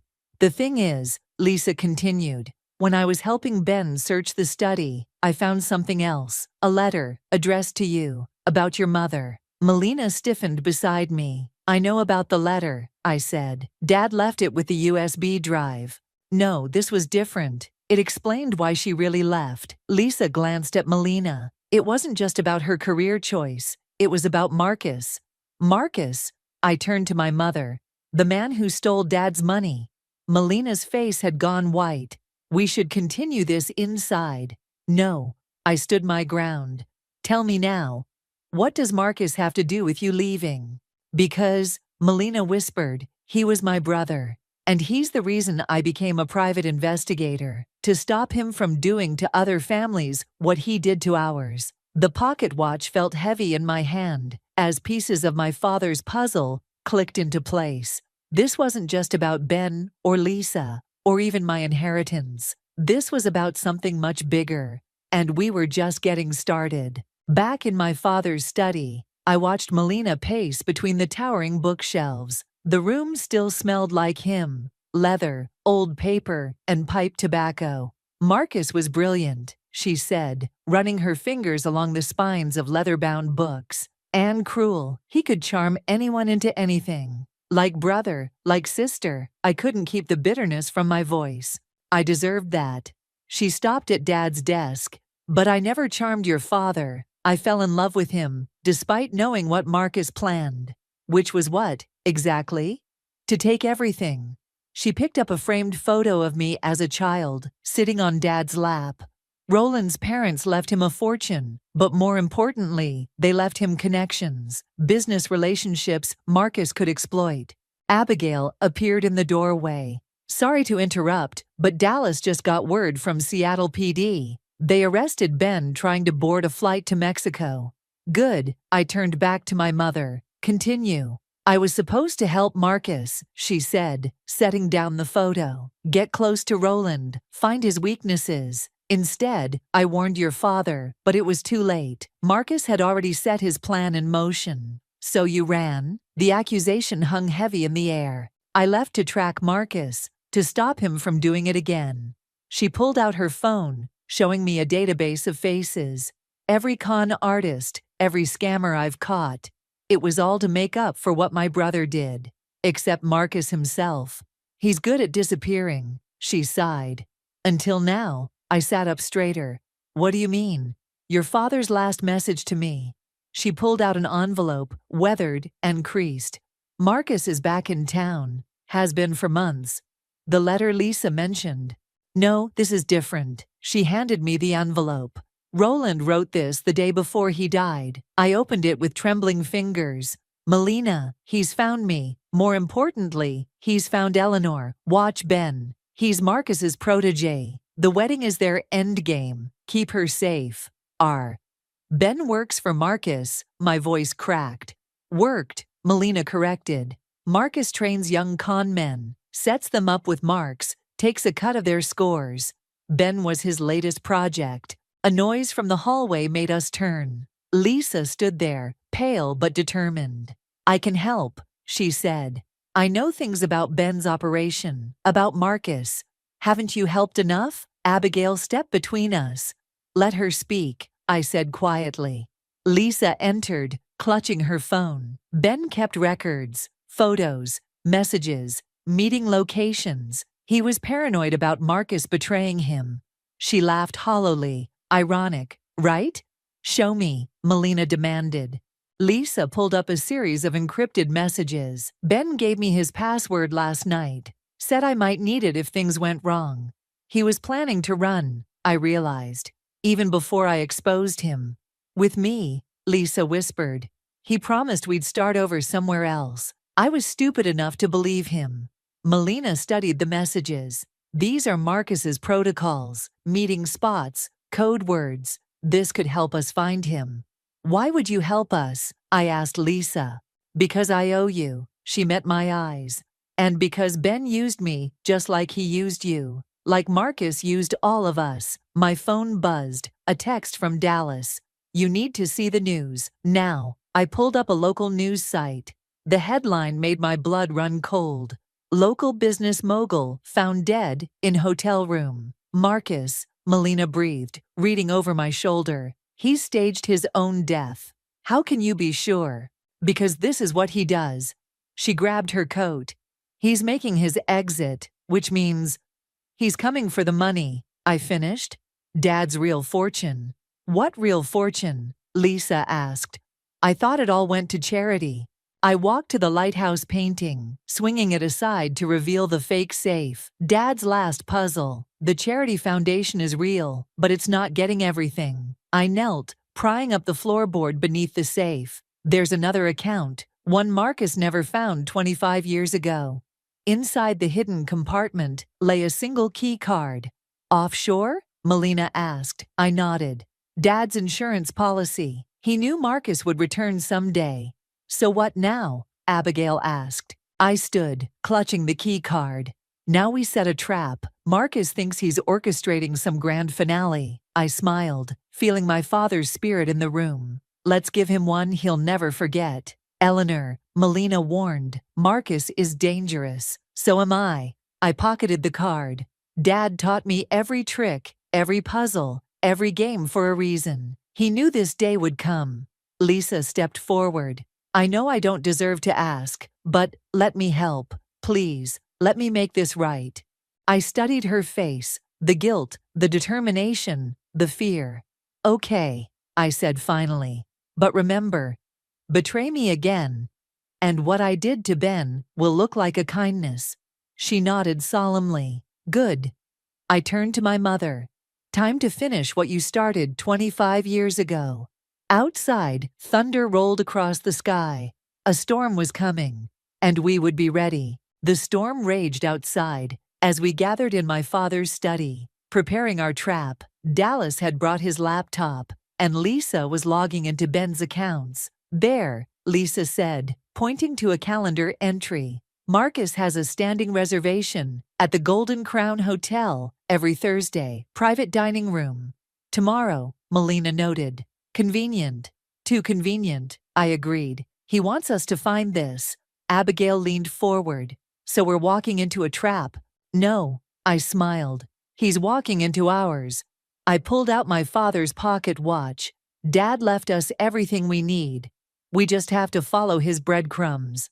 The watch's hidden compartment contained more than the USB drive. Behind it was a tiny key, the safety deposit box. Melina breathed. Roland told me about it years ago. Which bank? Dallas asked, fingers hovering over his keyboard. First National, I said. Dad's old friend Thomas still works there. The one who helped him hide his money from Marcus? Lisa asked. I nodded. We need to move fast. That death notice won't keep Marcus hidden for long. A crack of lightning illuminated the study, followed by a power flicker. When the lights stabilized, Melina was holding her phone. Just got a text from my contact at the morgue, she said. The body identified as Marcus. Dental records were falsified. Of course they were. I stood, pacing like Dad used to. He's playing dead to throw off suspicion. Meanwhile, he'll try to access the account before anyone realizes he's alive. But he needs both signatures, Abigail pointed out. Yours and your father's. No, I stopped at Dad's desk. He needs mine and my mother's. Dad changed the authorization 3 months ago. Melina's head snapped up. What? That's why he invited you to the wedding. I pulled out the letter Lisa had mentioned earlier. He knew Marcus would make his move soon, knew we'd need to work together to stop him. Eleanor, Melina's voice cracked. I never meant to abandon you. I know, now. I handed her the letter. Dad explained everything, about how Marcus threatened to hurt me if you didn't leave, about how you've been protecting me from afar all these years. Lisa's phone chimed. Ben's been processed in Seattle. He's talking to prosecutors. Good. I turned to Dallas. How's the online situation? Twitter's still buzzing about the wedding. News of Marcus's death is trending locally. He grinned. Perfect cover for whatever we're planning. Thunder crashed again as I laid out my father's last puzzle pieces on his desk. The watch, the key card, the safety deposit box key, and a small notebook I'd found hidden in his library. Marcus thinks he knows everything about Dad's fortune, I said. But he only knows what Dad wanted him to know. The real money. It's been moving for 25 years, growing, splitting into new accounts. Like a hydra, Melina mused. Cut off one head, 2 more appear. I opened the notebook. Every transaction, every transfer created a new trail. Dad made it impossible for anyone to take everything at once. Unless they had all the keys, Lisa realized. And all the right people. I looked at my mother. Marcus needs both of us to access the main account. He'll try to manipulate that somehow. The hotel meeting, Abigail said. He'll expect you to show up looking for answers about Ben. Exactly. I turned to Lisa. That's where you come in. Me. Marcus doesn't know we've caught Ben. Doesn't know you've turned on him. I met her eyes. You're our wild card. Lisa straightened. What do you need me to do? Play the grieving other woman. Tell Marcus that Ben betrayed you, that you want revenge. I smiled grimly. Make him think you're as desperate and greedy as he is. While we set up the real trap, Melina added, catching on. Another lightning flash, another power flicker. In that brief darkness, I felt my father's presence, guiding us through his final game. Tomorrow night, I said, Marcus thinks he's finishing what he started 25 years ago. Instead, he's going to learn why Dad always said the best revenge takes patience. And family, Melina added softly. I reached for her hand across the desk. For the first time in 20 years, I felt complete. Daughter, mother, father's legacy, all aligned against a common enemy. Dallas, start the digital trail. Make it look like we're panicking about Marcus's death. I turned to Lisa. You'll need to prepare your story. Make it convincing. Trust me, she said. I know exactly how to play a woman scorned by lies. Abigail, you're our eyes outside the hotel. Any sign of Marcus's real crew, you alert us immediately. What about me? Melina asked. I picked up the pocket watch, its steady ticking a reminder of Dad's patience, his planning, his love. You and I, Mom, are going to remind Marcus why he should have left our family alone. I opened the watch one last time, revealing a final hidden compartment with a small note inside. The game isn't over until all the players learn their lesson. Love, Dad. Tomorrow, Marcus would learn his. And this time, our family would win together. The Golden Crown Hotel's private dining room felt like a stage set for the final act of a play. I sat across from Marcus, studying the face that had haunted my family for 25 years. He looked older than his photos, but his eyes held the same calculating gleam. My dear niece, he smiled, pouring wine. Finally, we meet. Spare me the family reunion act, I said. Where's Ben? Arrested, I hear. Shame. He sipped his wine. He had such potential. Through my earpiece, I heard Abigail's voice. Lisa's in position. Melina's ready. You trained him well, I said. The crying about dangerous debts was especially convincing. Marcus laughed. He always did overplay that part. But then, you'd know all about playing parts, wouldn't you? He pulled out his phone, showing me security footage of last night's meeting in Dad's study. Planning your little trap? My heart stopped, but I kept my face neutral. Dad's first rule, never let them see you sweat. Did you really think I wouldn't have the house monitored? He leaned forward. I've been watching you for months, Eleanor. You're so much like your father, always thinking 3 steps ahead. 4, actually. I took out the key card. This is what you want, isn't it? Access to Dad's real fortune? Smart girl. He reached for it, but I pulled back. First, tell me why. Why come back now? Because Roland's dead. He shrugged. No point playing the long game when the main player's gone. Sir? A waiter appeared. There's a young woman insisting on seeing you. Says her name is Lisa. Right on cue. Send her in, Marcus said, looking amused. Let me guess, another part of your trap? Lisa burst in, mascara perfectly smeared. You bastard. You promised Ben would be safe. Marcus's smile faltered slightly. This wasn't part of his script. He told me everything, Lisa continued, her performance flawless. About the other girls, the cons, how you take half of everything. She threw a stack of papers on the table, including these account numbers. Marcus grabbed the papers, his composure cracking. Where did you get these? Ben's insurance policy. Lisa smiled through her tears. He said if anything happened to him, I should release them to the FBI. You're bluffing. Check your phone, I suggested. He did. His face went pale as notifications poured in. His fake accounts being flagged. His aliases being exposed. What have you done? He whispered. Me? Nothing. I stood slowly. But Dad, he's been busy even after death. The doors opened again. Melina walked in, followed by 2 FBI agents. Hello, brother. Marcus lunged for the exit, but security blocked his path. Marcus Thompson, one agent announced. You're under arrest for fraud, money laundering, and conspiracy.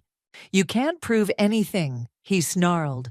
Actually, Melina held up a USB drive. We can. Every transaction, every con, every identity you've stolen. Dad didn't just leave breadcrumbs, he left a whole digital trail. Dad, Marcus laughed. He's not your father anymore, then I'm still your brother. No, I agreed. Family is about loyalty. Something you never understood. As the agents cuffed him, Marcus turned to me. You think this is over? That fortune is still out there. Others will come for it. Let them try. I showed him the key card. But they should know, it's a fake. Just like your death notice. The real accounts, Melina added, were transferred this morning to the charity foundation Dad set up. All except one, I said, a trust fund. For victims of financial fraud. Marcus struggled against the handcuffs. You're lying. Like father, like daughter. I smiled. He taught me everything about playing the long game. Lisa stepped forward, including how to spot a fake security feed. She held up her phone, showing the real footage from Dad's study, completely empty last night. Marcus's face contorted with rage. You planned this, all of it. No, I said. Dad did. 25 years ago, when you first betrayed him. Every puzzle, every game he taught me, it was all preparation for this moment. The agents led him toward the door. He stopped, turning back one last time. Roland would be proud, he spat. You're just as manipulative as I am. No, Melina said quietly. She's better, because she uses it to protect people, not destroy them. After Marcus was gone, Lisa collapsed into a chair. I can't believe that worked. Dad always said the best cons are based on truth, I said. Marcus was so convinced he knew our plan. He never saw the real one coming. Speaking of plans, Abigail's voice came through our earpieces. Dallas says Ben's agreed to testify. Marcus's whole network is about to fall. I touched the pocket watch in my jacket. Dad used to say revenge is a dish best served with family. Melina hugged me, and for the first time since I was 3, I let myself feel safe in my mother's arms. Now what? Lisa asked. I looked at the dining room, where moments ago my father's greatest enemy had finally faced justice. Now, I said, we honor Dad's real legacy by helping others protect themselves from men like Marcus. Outside, the storm had cleared, and sunlight streamed through the windows. The game was finally over, and we had won. The autumn breeze rustled through the cemetery as I placed fresh flowers on Dad's grave. The marble headstone gleamed in the morning sun, his favorite quote etched below his name. Life's greatest puzzle is knowing who to trust. He would have loved yesterday, Melina said, standing beside me.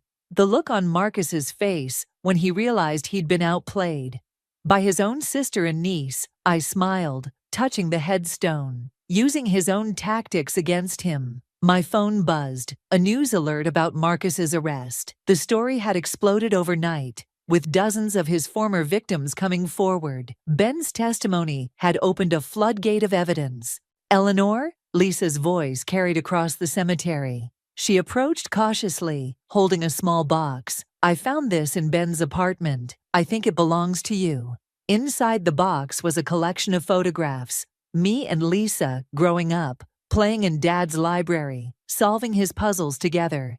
He used these to study us, Lisa said quietly, to learn how to manipulate both of us.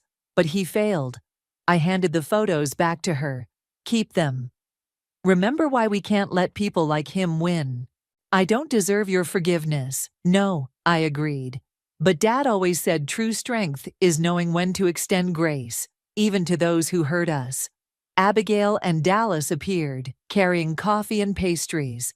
The foundation paperwork is finished, Dallas announced. Roland's legacy is officially operational. First order of business, Abigail added, helping the Seattle victims recover their losses. I pulled out Dad's pocket watch, its familiar weight now comforting rather than condemning. Dad used to say that money is just paper, but trust is priceless. Speaking of trust, Melina said, there's something you should see. She handed me a worn envelope. Your father wrote this the day you were born. The letter inside was short. My dearest Eleanor, by the time you read this, you'll understand why every game, every puzzle, every lesson was necessary, not just to protect you from Marcus, but to show you that true wealth isn't in bank accounts or property deeds. It's in the family we choose, the trust we earn, and the legacy we leave behind. I love you, puzzle girl. Dad. He knew. I whispered. He knew someday I'd need to understand why he raised me the way he did. He knew you'd need to be stronger than Marcus, Melina said. Smarter than Ben, more resilient than any of them. Lisa wiped her eyes, and more forgiving than most people would be. The Foundation's first meeting is this afternoon, Dallas reminded us. The board's waiting to meet their new director. I looked at the small group gathered around my father's grave. My mother, who'd spent 20 years protecting me from afar. Lisa, seeking redemption through helping others. Abigail and Dallas, whose loyalty never wavered. Dad's last puzzle wasn't about catching Marcus, I realized. It was about bringing us all together, creating something good from something bad, like turning a failed wedding into a fraud prevention foundation. Abigail grinned. Exactly. I tucked the watch into my pocket. Ready to help some people get their lives back? As we walked to our cars, Lisa caught my arm. I've been thinking about what you said, about grace. I want to help, really help, not just with the foundation, but with finding other victims. I know how these scams work now. Good. I squeezed her hand. Because we've got work to do. At the foundation's office, a crowd of Marcus's victims waited. Their faces showed the same pain I'd seen in my father's eyes 25 years ago. The hurt of betrayal, the shame of being fooled. Welcome to Roland's legacy, I announced, standing before them. My father lost everything to a con man once, but he taught me that what matters isn't what we lose, but what we build from the ashes. I saw hope replace despair in their eyes. as I explained how we'd help them recover, rebuild, and protect themselves. The best revenge, I continued, isn't taking everything from your enemies. It's using their weapons to help others fight back. Melina joined me at the podium. Together, we'll turn victims into survivors, and maybe, along the way, help other families avoid what ours went through. As the meeting progressed, I felt Dad's presence in every word, every plan, every promise to help. His games had prepared me not just for Marcus, but for this, turning pain into purpose, betrayal into strength. The pocket watch ticked steadily in my pocket, no longer a tool of revenge, but a reminder of love's endurance, of family's power to heal. Dad's final game was complete, but his legacy, it was just beginning. And this time, we'd write the rules together. The first thing I noticed when I pulled into our driveway was the "sold" sign stabbed into our front lawn like a knife through my heart.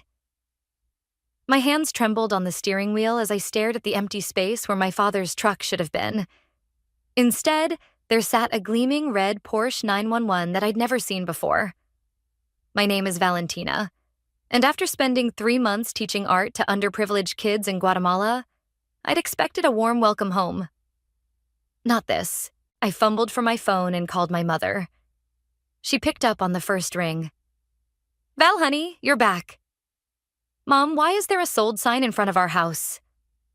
The silence on the other end made my stomach turn. "We were going to tell you?" She started, her voice small. "Why don't you come inside? We can explain everything." I grabbed my backpack from the passenger seat and marched up the familiar path to our front door. The garden I'd planted last spring was overgrown with weeds. Mom opened the door before I could use my key. "Surprise." Rowan's voice boomed from behind her. My younger brother bounded forward, practically vibrating with excitement. "Check out my new ride. Isn't she beautiful?" I looked from my mother's nervous face to Rowan's beaming one. "You sold our house for a car?" "It's not just any car," Rowan protested. "It's a Porsche 911 GT3. Do you know how rare these are?" "Where's Dad?" I demanded, pushing past them into the house. "At the shop," Mom said, wringing her hands. "He's been working late these days."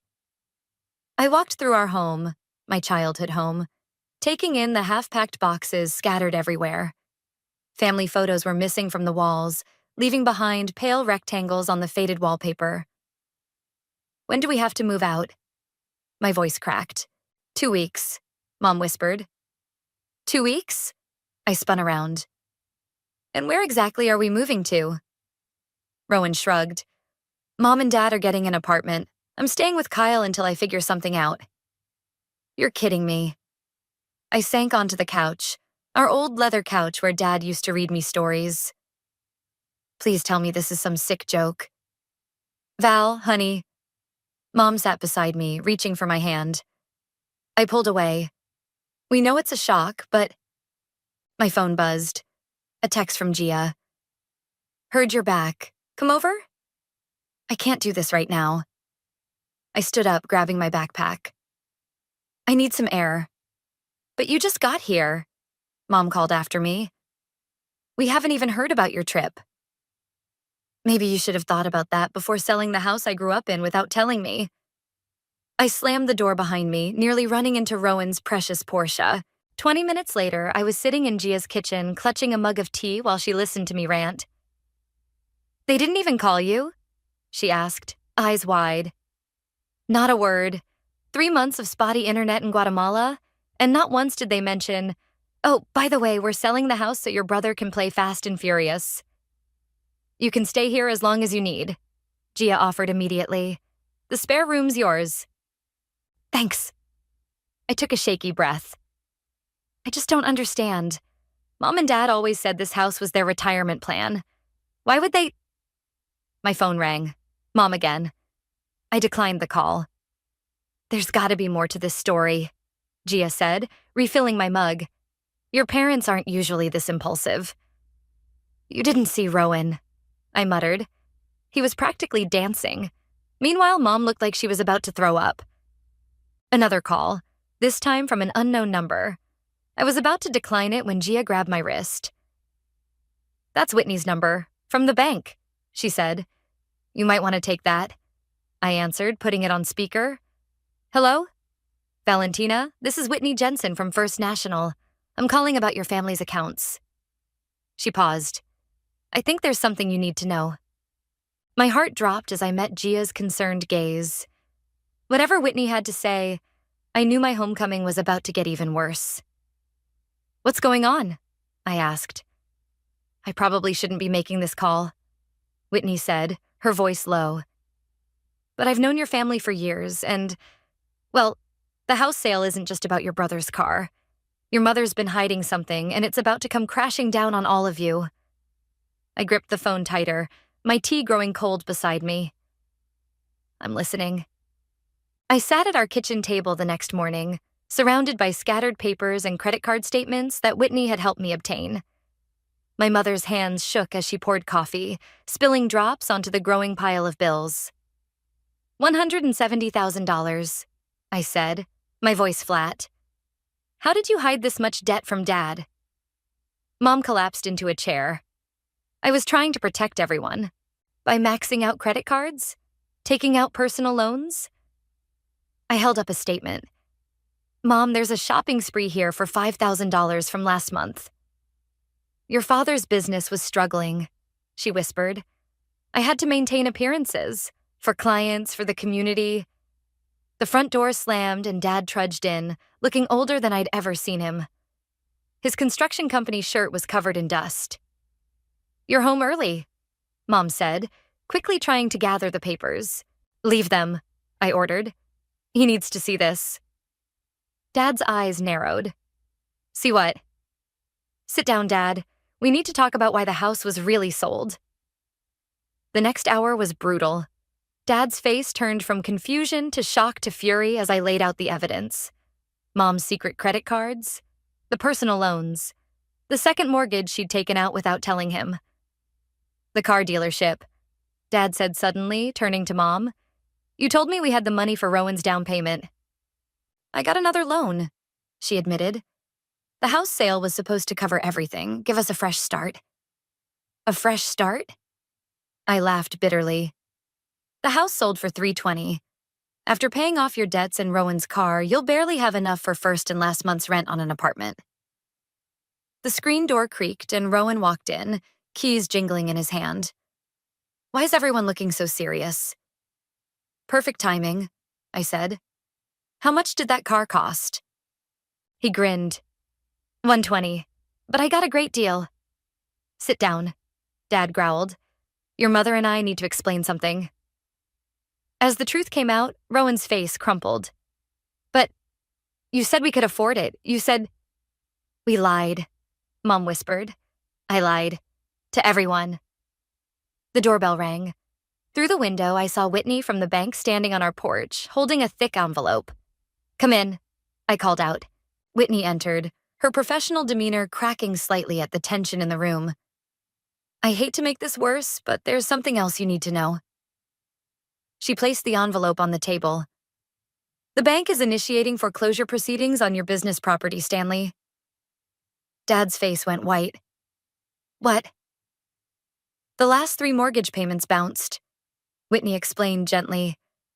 With the credit issues we've uncovered, I'm sorry, but the bank has to protect its interests. My shop, Dad mumbled. Everything I built. There might be a way, Whitney said, glancing at me. If you can secure alternative financing within 30 days, I'll sell the car, Rowan interrupted. Everyone turned to look at him. We can use that money, right? Mom reached for his hand. Honey, the car loan is underwater. We'd lose money selling it now. This is insane. I stood up, pacing. I leave for 3 months and everything falls apart?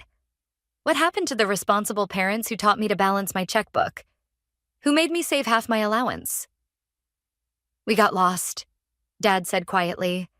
Somewhere between keeping up appearances and not wanting to disappoint anyone. Well, congratulations. You've disappointed everyone. I turned to Whitney. What exactly would it take to stop the foreclosure? She named a figure that made my stomach clench. It was almost exactly what I had in my secret account. Money from art sales I'd been squirreling away for years. I might be able to help, I said slowly. But things are going to change around here. Starting with complete transparency. No more secrets, no more lies. You'd do that? Mom asked, tears in her eyes. After how we've treated you, I'm not doing it for you, I said firmly. I'm doing it because I refuse to watch this family implode. But there will be conditions, strict ones. Anything, Dad said. We'll start with financial counseling. All of us. I looked at Rowan. And that car? It's going up for sale tomorrow, whether we take a loss or not. Consider it the price of your lesson in consequences. Whitney pulled out her business card. I can recommend someone. A financial advisor who specializes in family debt restructuring. As everyone nodded their agreement, my phone buzzed. A notification from my art dealer. Another piece had sold, for more than I'd ever gotten before. I looked around at my broken family. Mom's shame, Dad's defeat, Rowan's guilt, and felt a strange mix of anger and determination. They'd never taken my art seriously, had they? Never believed I could make real money from it. Well, they were about to learn just how wrong they'd been. And maybe, just maybe, that would be the sweetest revenge of all. The financial advisor's office felt too small for the 5 of us. Mom kept fidgeting with her purse strap while Dad stared at the floor. Rowan slouched in his chair, trying to look anywhere but at the spreadsheet displayed on the advisor's screen. Let me get this straight. Sarah, the advisor, said. You want to use your savings to stop the foreclosure and help restructure your family's debt? Yes, I replied, sliding my bank statements across her desk. But I have conditions. Sarah raised an eyebrow as she reviewed my finances. This is impressive. Your art sales have been consistently growing. I caught Mom's startled expression from the corner of my eye. You've been selling your paintings? She asked. For these amounts? Surprised? I kept my voice neutral. Turns out those art classes you called a waste of time weren't so useless after all. Sarah cleared her throat. Let's discuss your conditions, Valentina. I pulled out a document I'd prepared. First, I want my name on the house deed when we buy it back. Second, everyone in this room gets access to a budgeting app where all expenses must be logged. Third, weekly family meetings to review finances. That's ridiculous, Rowan protested. I'm an adult. An adult who lived at home rent-free while buying a luxury car, I shot back. You want my help? These are my terms. Dad leaned forward. What else? Mom and Dad need separate bank accounts. No more secret credit cards. And Rowan? I turned to my brother. You'll pay rent. To me.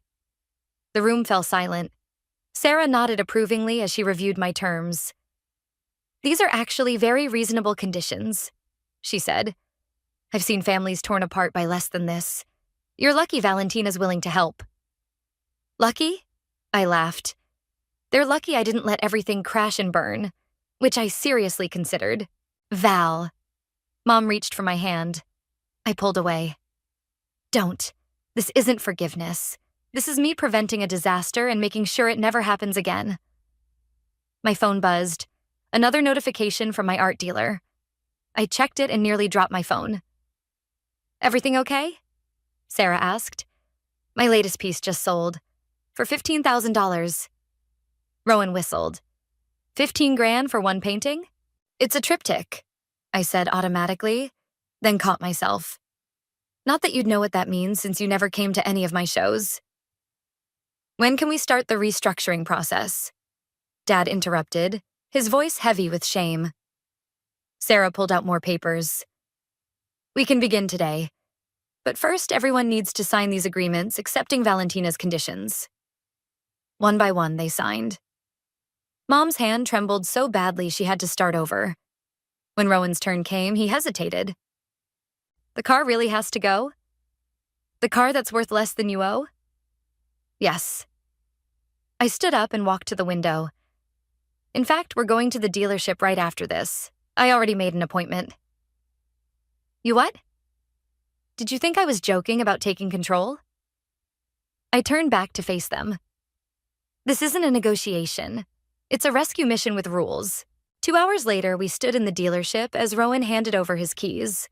The salesman's fake sympathy was almost worse than the significant loss we had to pay to get out of the loan.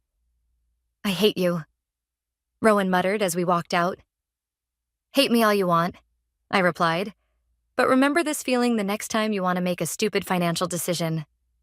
Back at home, I was packing more boxes when Jonah, my colleague from school, stopped by. He'd been the first person to buy one of my paintings years ago. "I heard about your big sale," he said, helping me wrap photo frames. "The gallery owner called me. She wants to know if you'd consider a solo show." I nearly dropped the frame I was holding. "What?" "Apparently, your last few pieces caught the attention of some serious collectors. They want to see more." Mom appeared in the doorway carrying a box labeled kitchen. "A solo show? Val, that's wonderful." "Is it?" I asked coldly. I thought art was just a hobby, something to do between real jobs. Mom set down the box. "I was wrong. We were all wrong. I see that now." "Too little, too late." "Maybe," Jonah said gently. "This is your chance to show them exactly what you're capable of." I looked around the half-packed house at the spaces where my paintings used to hang. Mom had sold them at a garage sale years ago, calling them clutter. Now my art was worth more than they could imagine. "You know what?" I said, a plan forming in my mind. "You're right. Tell the gallery owner I'm in. And Mom?" I turned to her, my voice firm. "You and Dad are going to help set it up, every last detail. Consider it part of your education." The look on her face was worth every penny I was about to spend saving this family from themselves. "The bank is willing to halt the foreclosure proceedings," Whitney said, spreading documents across her desk. "But we need to move quickly. The funds must be transferred within 48 hours. I nodded, sliding my cashier's check across the desk. "Here's the down payment. The rest will be wired this afternoon." Whitney studied me with a mix of admiration and concern. "Are you absolutely sure about this, Valentina?" "It's a lot of money." "I'm sure about one thing. I'm not losing our home."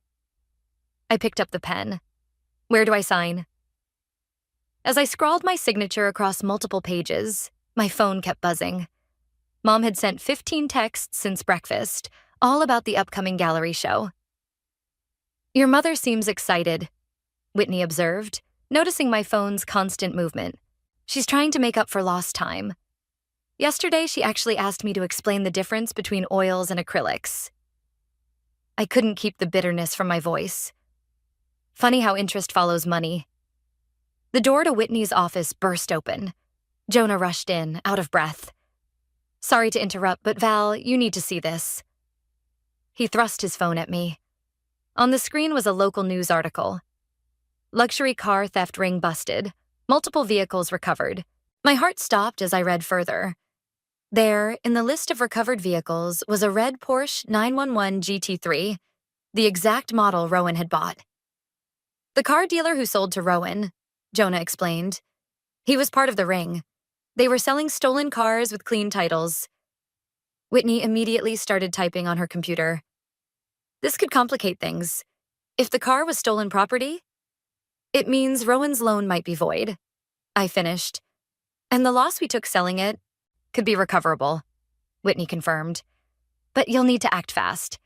That car's going to auction in 3 days." I looked at the stack of papers we'd just finished signing. "Can you hold these until tomorrow? I need to make some calls." An hour later, I sat in a detective's office while he confirmed what Jonah had discovered. The car had indeed been stolen and the dealer was in custody. "Your brother's lucky," the detective said. "Some of these vehicles were sold to drug traffickers. He could have been caught up in something much worse." Back at home, I found Rowan sprawled on the couch, scrolling through his phone. He'd been moping ever since selling the car. "Get up," I ordered.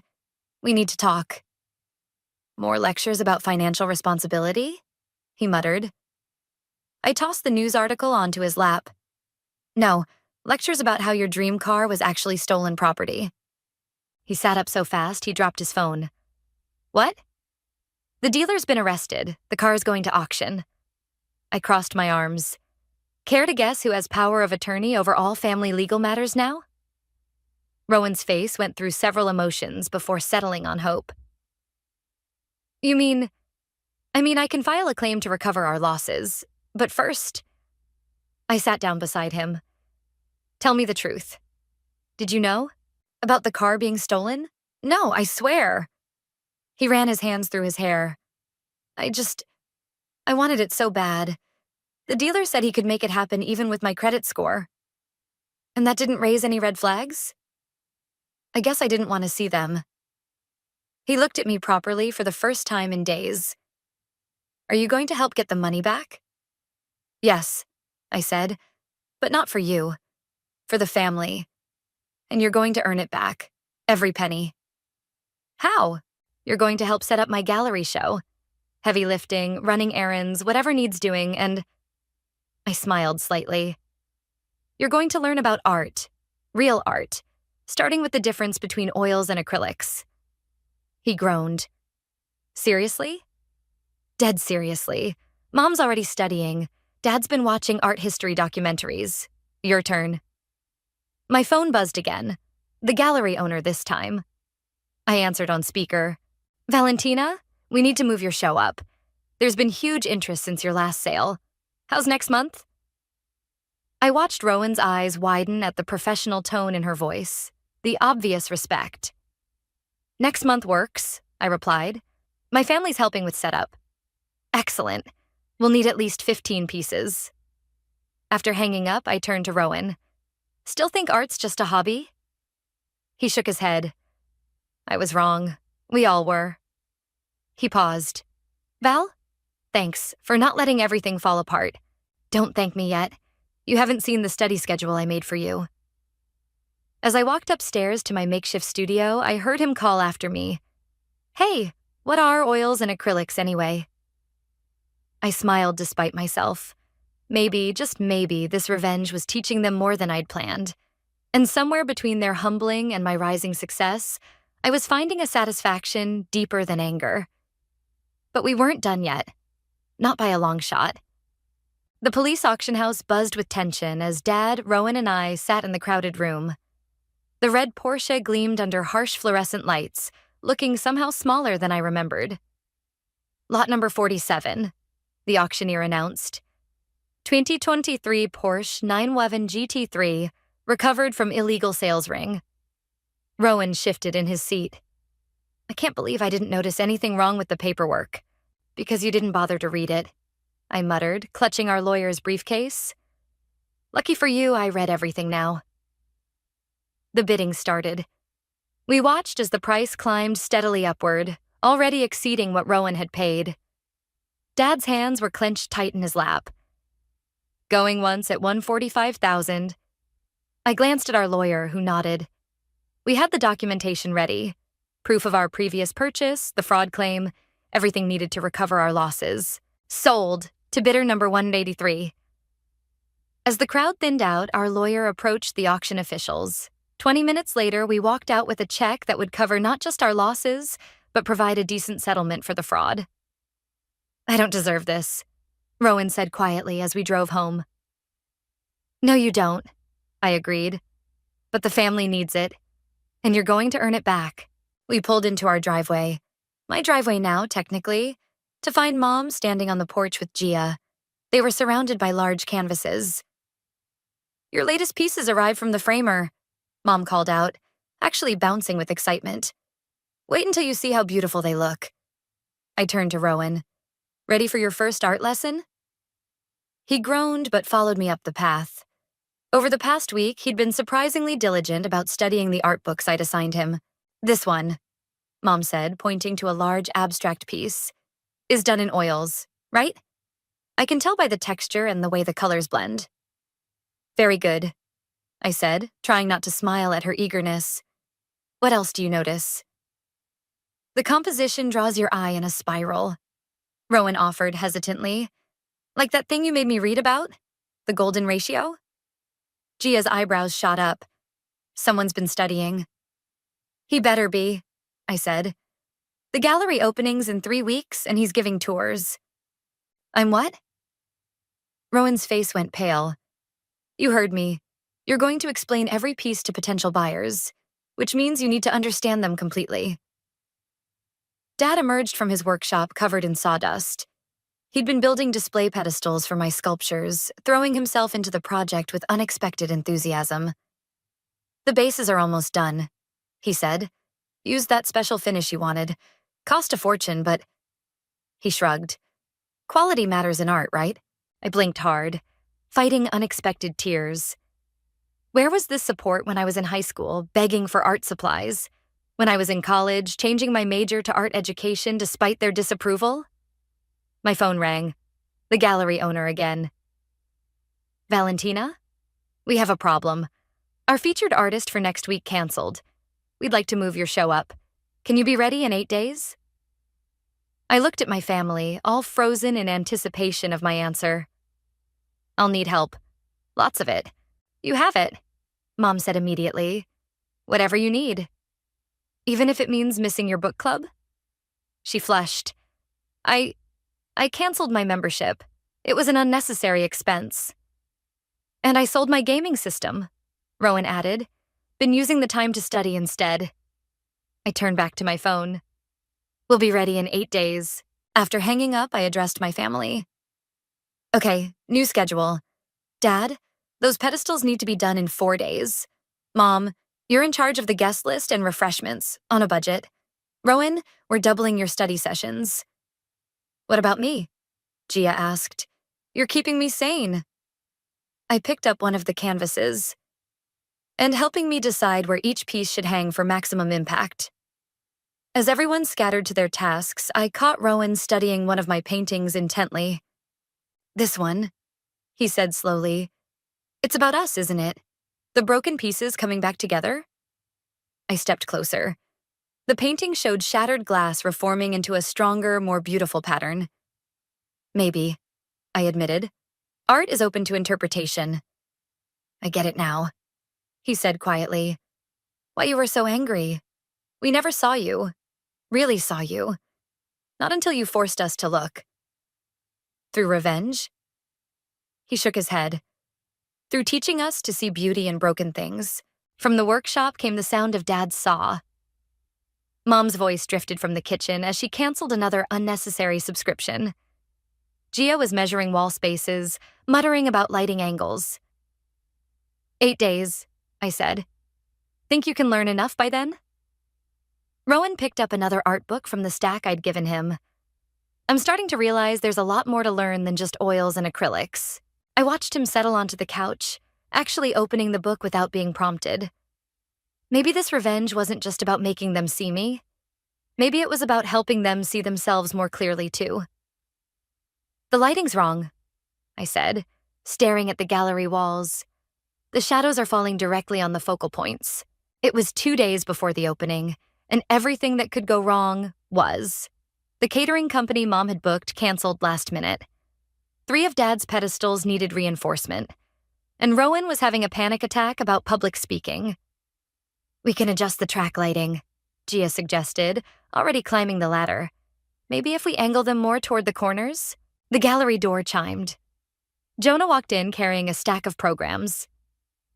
"Fresh from the printer, and you've got 2 reporters confirmed for opening night." "Reporters?" Rowan looked up from where he was practicing his art terminology. "Like, real ones?" "From the city paper and an online arts magazine." Jonah handed me a program. "They're interested in the local artist makes good angle. Local artist saves family and forces cultural education," Gia muttered, adjusting another light. Mom burst through the door, slightly out of breath. "I found a new caterer. They can do it for half the original budget, and they're available." "What's the catch?" I asked, knowing there had to be one. "Well," she hesitated. "They're students from the culinary school, but they're talented. I tried their samples." "Did you check their references?" Mom pulled out her phone, showing me a detailed spreadsheet. 3 events in the past month, all with good reviews. I also calculated cost per head, factored in a 20% contingency for extras, and built in a cancellation clause. I stared at her. This was the same woman who'd hidden credit card bills in potted plants.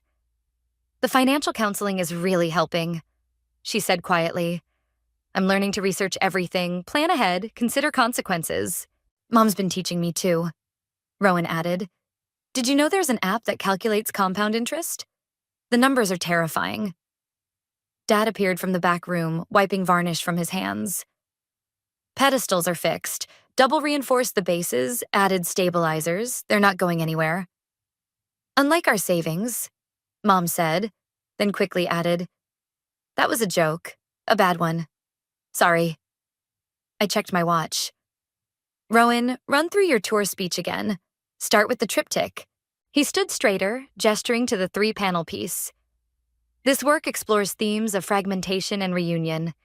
Notice how the artist uses contrasting textures, smooth versus impasto, to create tension between the panels. The color palette suggests both conflict and resolution. He's actually good at this, Gia whispered to me. Who knew your brother had an eye for art? Speaking of eyes, Jonah interrupted. You need to see this. He held up his tablet, showing an email from a prestigious gallery in the city. They're interested in your work. Want to discuss representation. The room fell silent. Even Gia stopped adjusting lights. The city? Mom breathed. That's huge. It's an opportunity, I said carefully. But my focus needs to be here right now.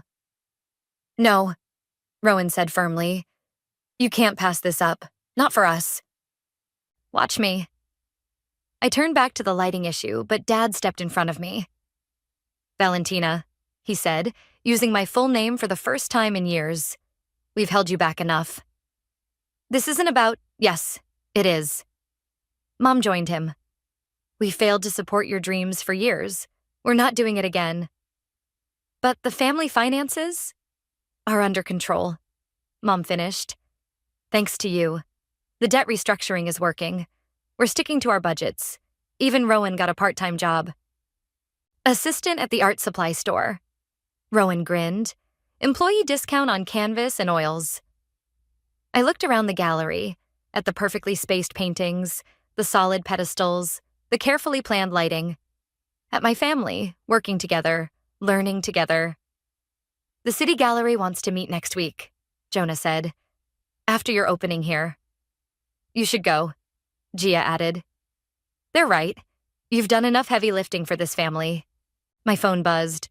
A notification from our shared budgeting app. Dad had logged his latest business expense, properly categorized and with a receipt attached. Mom had recorded canceling another unnecessary subscription. Rowan had deposited his first paycheck. Maybe, I said slowly. It's time to trust you all can stand on your own. We won't let you down, Mom promised.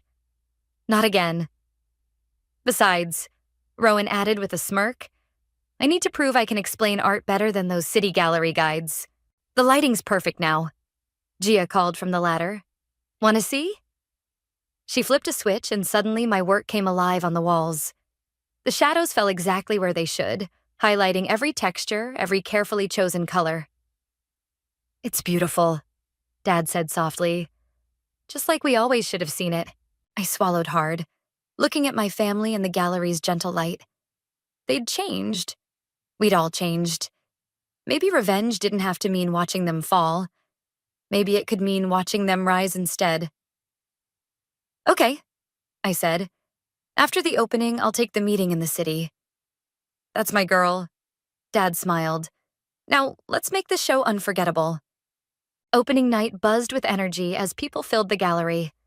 The student caterers circulated with elegant hors d'oeuvres, while Mom worked the room like a seasoned socialite, albeit one who kept meticulous track of every expense on her phone.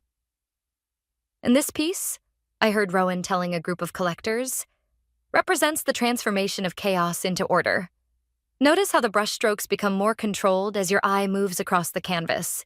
He's a natural, Jonah said, appearing beside me with 2 glasses of champagne. That's the 3rd group he's impressed tonight. A reporter from the city paper approached, notebook in hand. Valentina, could we do that interview now? Before I could answer, a commotion near the entrance caught everyone's attention. A well-known collector from the city had arrived, Marcus Sterling, famous for launching artists' careers with his purchases. Did you invite him? I whispered to Gia. Didn't have to. Your last piece caught his eye at an auction. I watched as Marcus moved through the gallery, studying each work intently. Dad hovered nearby, ready to explain the custom pedestals he'd built. The pride in his voice was unmistakable. Your father's craftsmanship is exceptional, Marcus commented, running a hand along one of the bases. It complements the sculptures perfectly. Was this a collaborative vision? Actually, Dad said, my daughter taught me everything I know about presentation. I used to think art was just about the piece itself, but she showed me how every element matters. Marcus nodded approvingly before moving to the triptych that had started everything. Rowan was already there, launching into his practiced explanation. The artist uses negative space to create tension between connection and separation. It's a deeply personal work about family dynamics. You seem very familiar with the piece, Marcus observed. Rowan's voice caught slightly. I am. It's about my family, about how we almost lost everything, including each other.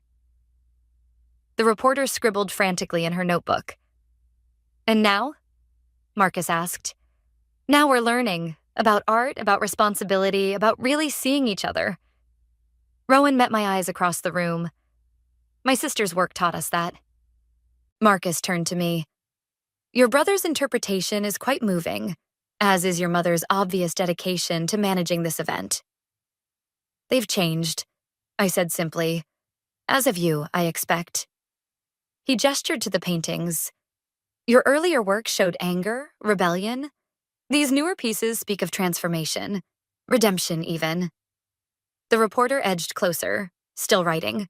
Sometimes, I said carefully, revenge isn't about destroying what hurt you. It's about building something better from the ruins. Speaking of building, Marcus pulled out his checkbook. I'd like to acquire the triptych and discuss featuring your work in my gallery's upcoming Modern Artists Showcase. The room seemed to hold its breath. Mom stopped mid-conversation. Dad's hand froze on a pedestal. Rowan actually crossed his fingers. The triptych isn't for sale, I said firmly. Marcus raised an eyebrow. I'm prepared to offer. It belongs to my family, I interrupted, but I have several new pieces I'd be happy to show you. A slow smile spread across his face. Even better, an artist who knows the value of both commerce and sentiment. He turned to the reporter. You'll want to note this moment. You're watching the birth of a significant new voice in contemporary art. The next hour passed in a blur of sales, interviews, and congratulations. 3 pieces sold to serious collectors. The arts magazine wanted to do a feature. Marcus's gallery assistant scheduled a meeting for next week. Finally, as the crowd thinned, my family gathered around the triptych. You could have sold it, Rowan said. It would have covered a lot of the remaining debt. Some things are worth more than money, I replied. Besides, you need it to practice your art lectures on. Mom wiped tears from her eyes. I keep thinking about how we almost lost everything. Our home, our relationships, our dignity. But we didn't, Dad said firmly. Thanks to Val. Thanks to all of us, I corrected. You had to be willing to change. Speaking of change, Gia called from the entrance. Your last guest wants to say goodbye. Whitney from the bank stepped forward, holding a folder. I brought something to celebrate your success. She handed me the folder. The final paperwork. The house is officially in your name and the family debt consolidation is complete. Mom started crying again. Dad put his arm around her. One last thing, Whitney said. The bank's trust department is very impressed with how you've handled everything. They'd like to discuss managing your art sales proceeds. I looked at Mom. Want to sit in on that meeting? Put your new financial skills to work? She beamed through her tears. I'd love that. As we locked up the gallery later that night, I paused in front of the triptych. The middle panel showed broken pieces swirling in chaos. The final panel revealed those same pieces forming something new, something stronger. Ready to go home? Rowan asked, emphasizing the word home. I nodded, thinking of the house that was now mine, the family that was finally whole. and the revenge that had turned into restoration. "Yes," I said. "I'm ready." The morning sun streamed through our living room windows, highlighting the triptych that now hung in pride of place above the fireplace. Mom sat at the dining table, reviewing spreadsheets for my upcoming city gallery show, while Dad measured wall space for new installations. "The budget looks solid," Mom said, tapping her calculator, "even with the upgraded shipping crates you wanted." "Look who's talking about upgraded anything," I teased. "Remember when you bought generic paper towels for the first time? I thought you were going to cry."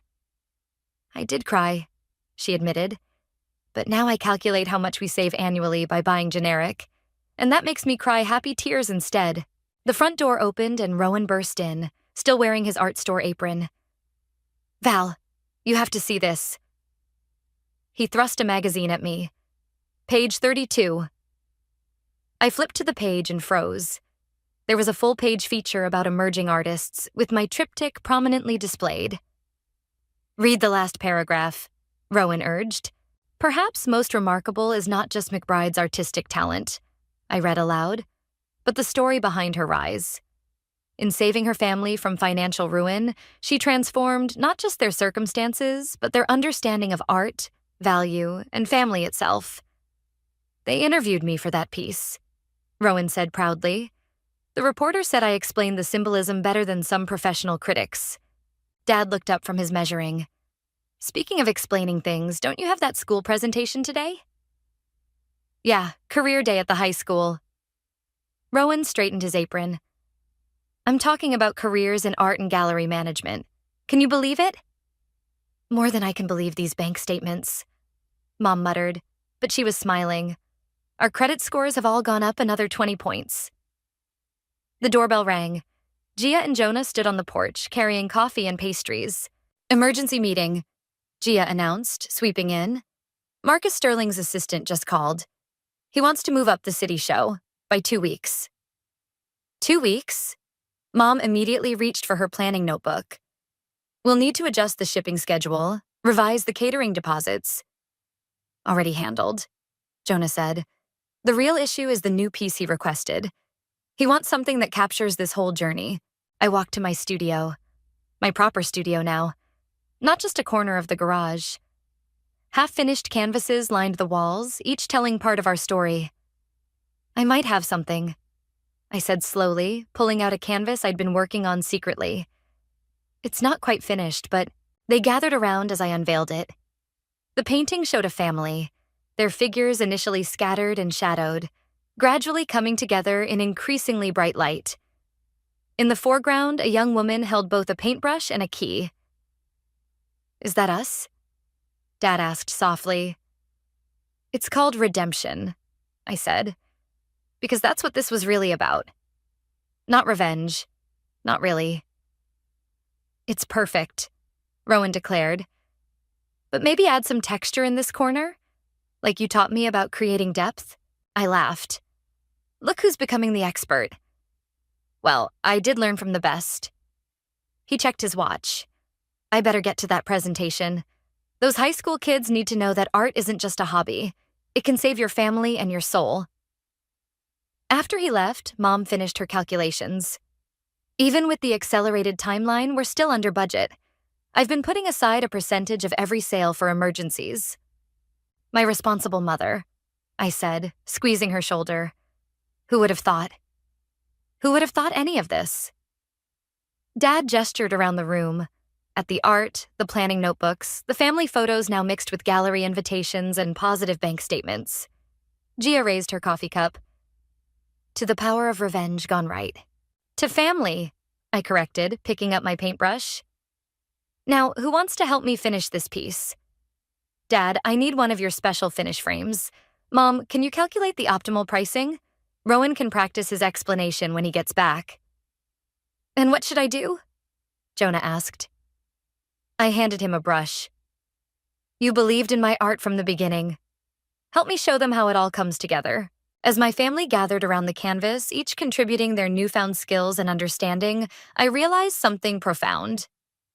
The revenge I'd planned had transformed into something far more powerful than punishment. It had become a restoration, of our home, our relationships, our dignity. You know, Mom said, watching me add final touches to the painting, I used to think you were wasting your talent. Now I realize you were just waiting for the right moment to show us its true worth. Worth isn't just about money, I replied, thinking of the triptych we'd refused to sell. No, Dad agreed. Sometimes it's about what you build together. Through the window, I could see Rowan returning, gesturing excitedly as he talked to a student who'd followed him home. Probably another art convert. I added one final brushstroke to redemption, a small light, breaking through the shadows, showing the way forward. There, I said. Now it's complete. Just like us. The day I discovered my parents had stolen my inheritance, I was wearing the fake Cartier bracelet my mother had given me for my 20th birthday. The irony wasn't lost on me. My name is Lily, and I grew up believing I was the luckiest girl in the world. Our mansion in Beverly Hills, the luxury cars, the endless shopping sprees, it all seemed like a fairy tale, until I realized I was paying for everyone else's happily ever after. "Darling, you're being dramatic," my mother Malia said, barely looking up from her phone as I stood in her bedroom doorway, clutching the bank statements I'd found hidden in Father's study. "We're your parents. Everything we do is for your benefit." $3 million, Mom. My trust fund is empty." My voice cracked, but I forced myself to stay steady. "Grandmother left that money for my education and future." She finally looked up, her perfectly manicured eyebrows arching. "Well, your father and I needed to make some investments. The market hasn't been kind lately." "Investments like your new Bentley? Or Charlie's apartment in Manhattan?"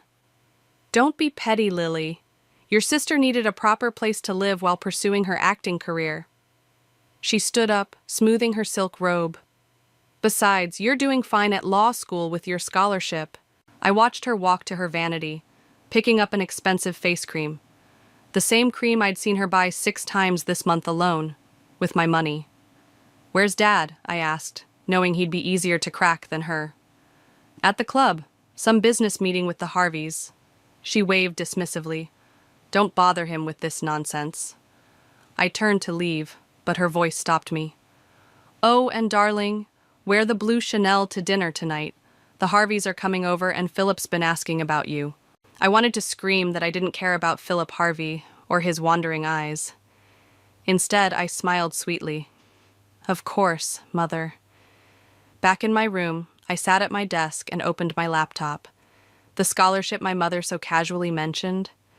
I'd fought tooth and nail for it, knowing they'd burned through my education fund years ago. My part-time job at the law library barely covered my textbooks, while Charlie got to pursue her dreams with my inheritance. A notification popped up on my phone, a message from Mr. Howard, my professor and mentor at law school. "Did you look into those trust fund clauses we discussed?" I typed back, "Yes, it's worse than we thought. Meeting tomorrow?"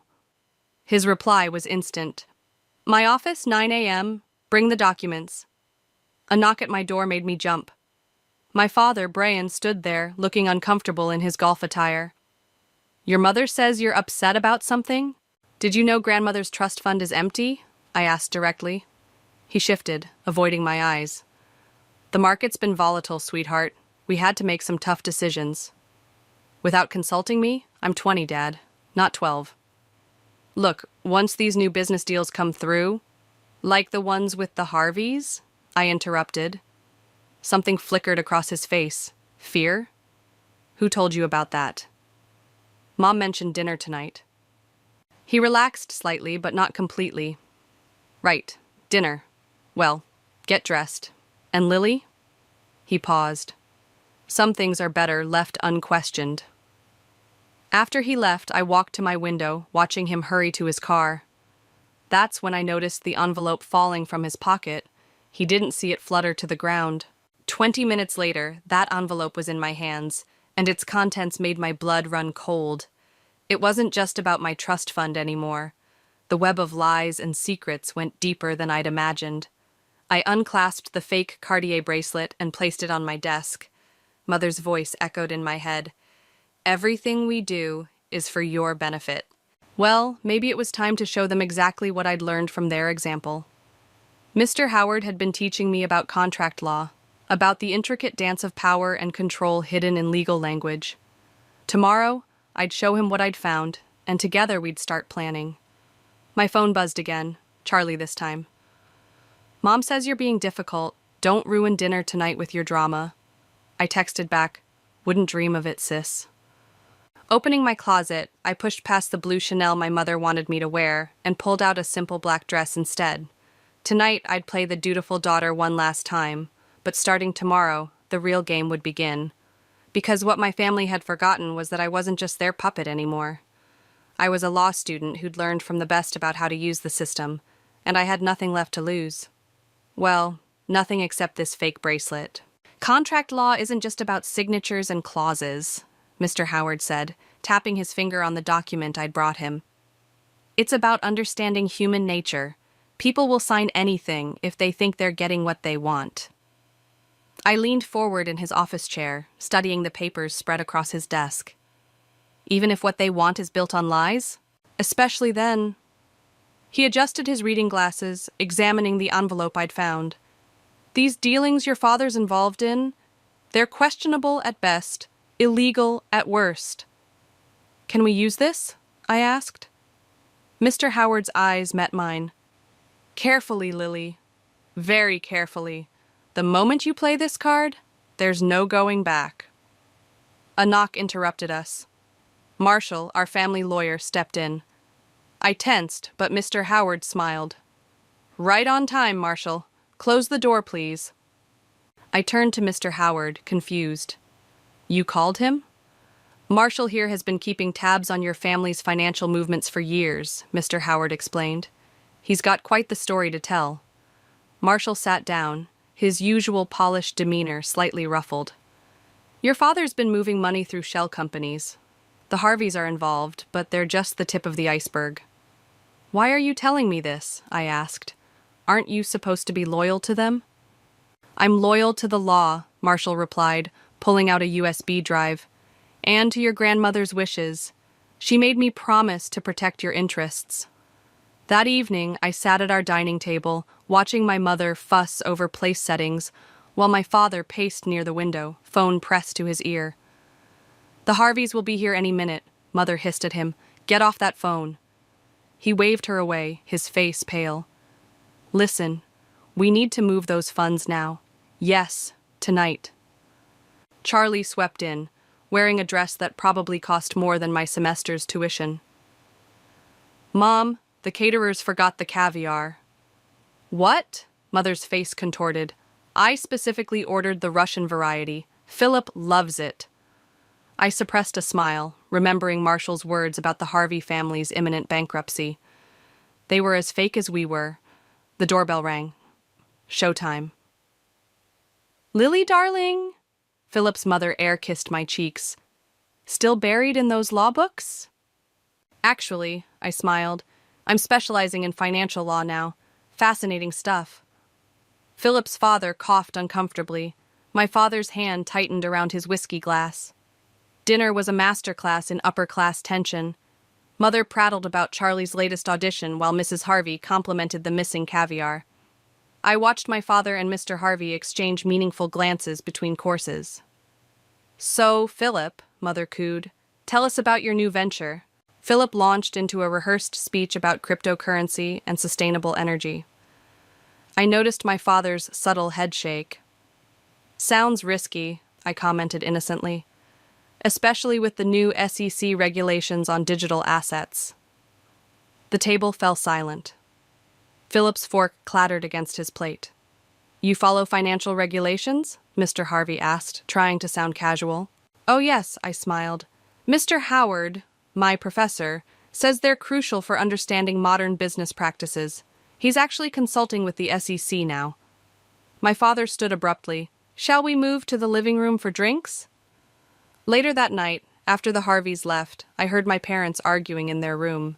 She knows something, Father's voice carried through the door.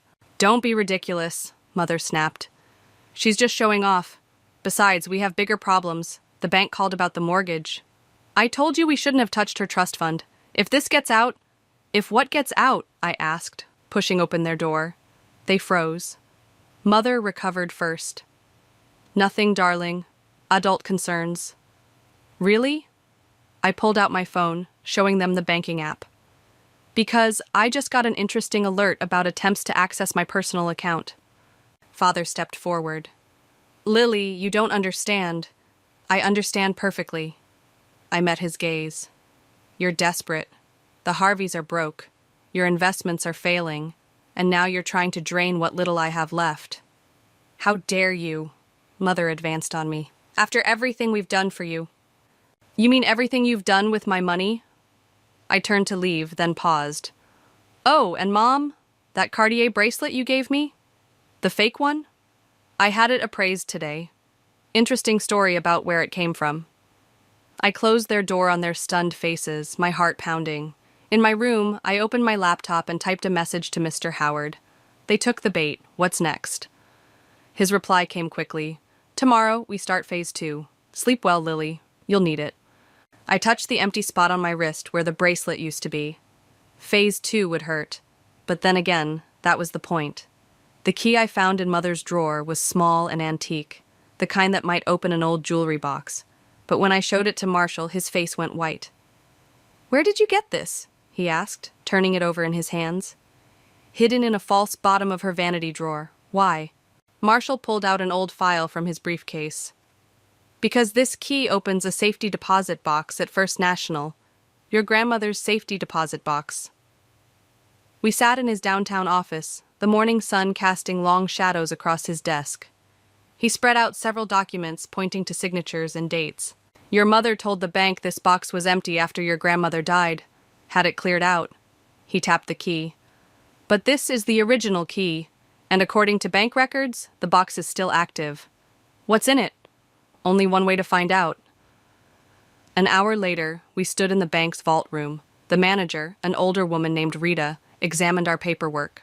Everything seems in order, she said, inserting her master key alongside mine.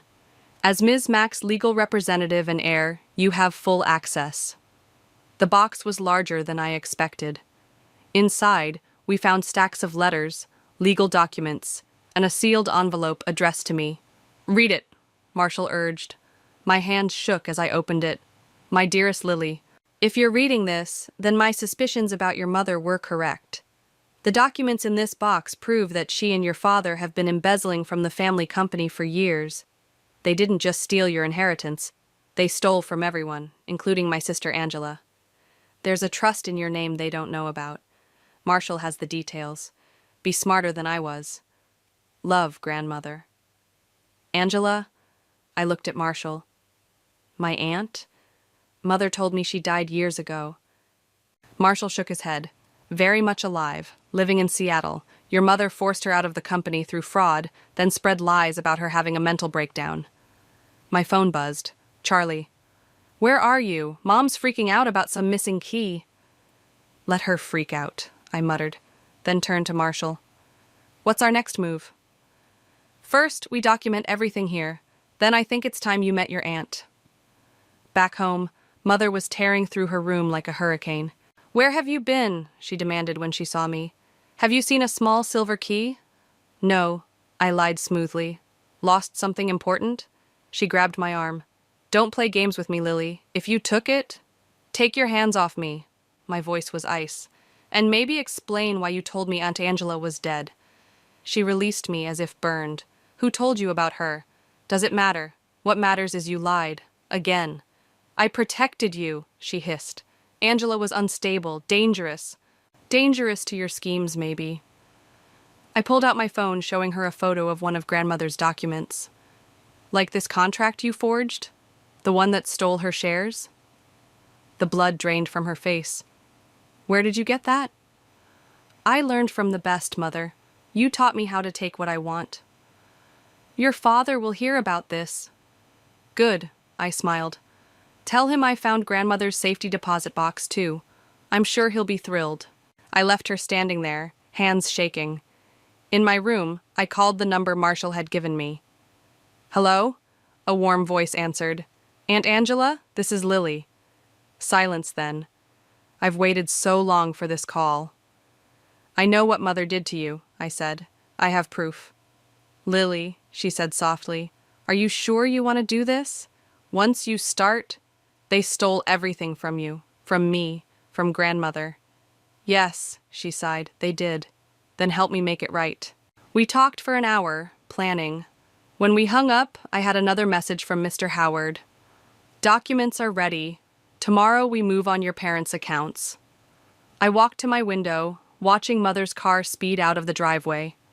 She was probably running to Father, planning their next move, but for the first time I was steps ahead of them. My laptop pinged, an email from Marshall with the trust documents Grandmother had mentioned. The amount made me gasp.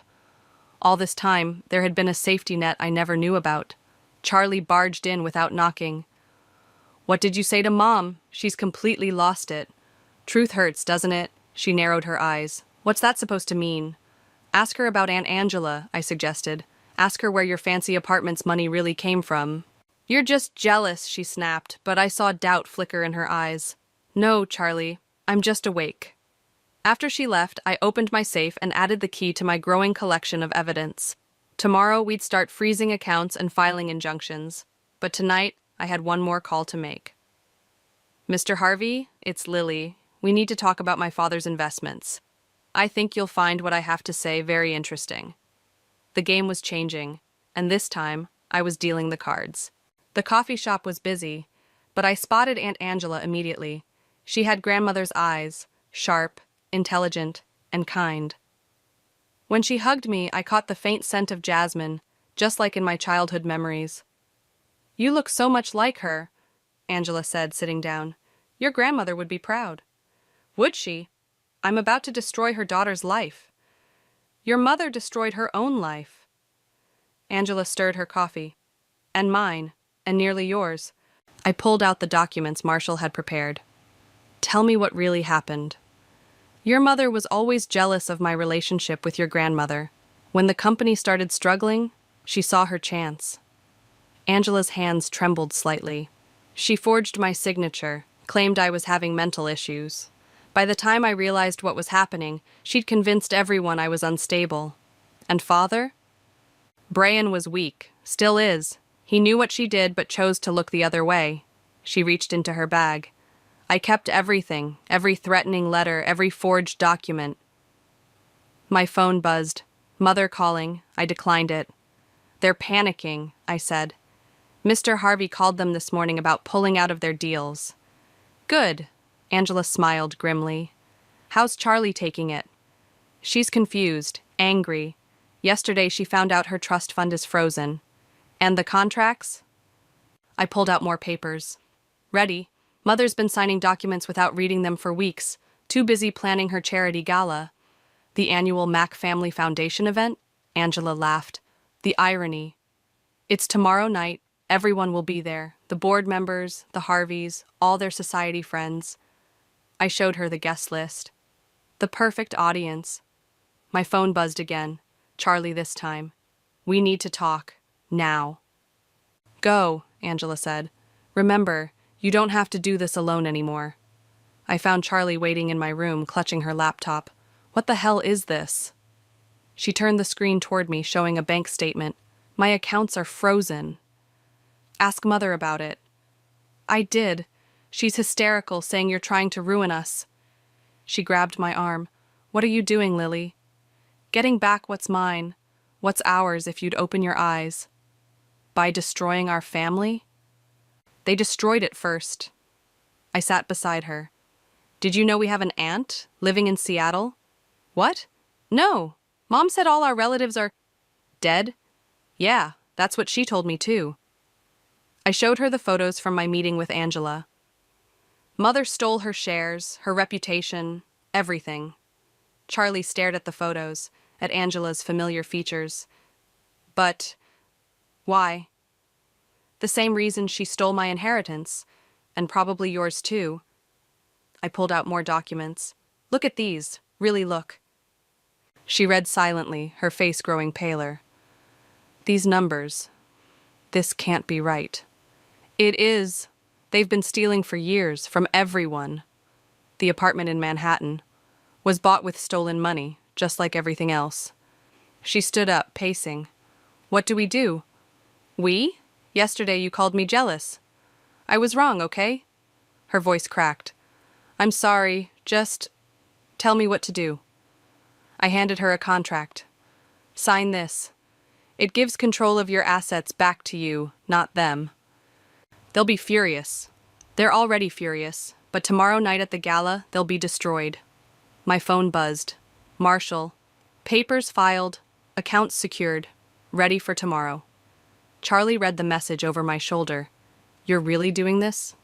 Yes. Are you with me? She took a deep breath and signed the contract. What about the gala?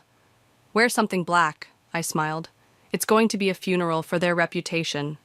Later that night, I heard Mother on the phone, her voice shrill with panic. The caterers won't accept our cards. What do you mean our accounts are frozen? Fix this, Brian. Father's heavy footsteps passed my door. Lily, we need to talk. I opened the door. He looked older, defeated. About what, Dad? The money you stole? Aunt Angela? Or the Harveys pulling out? You don't understand the pressure we were under. Save it for tomorrow night. Everyone will be there to hear your explanations. Please, he whispered. Don't do this. Like you didn't do this to Aunt Angela? To grandmother? To me? He reached for me, but I stepped back. I'm your father. No, I said quietly. You're just the man who helped steal my future. Now get out. After he left, I called Mr. Howard. Everything's ready. Charlie signed.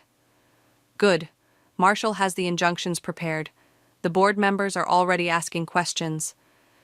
And the press? We'll be there, thanks to an anonymous tip about financial irregularities at the Mack Family Foundation.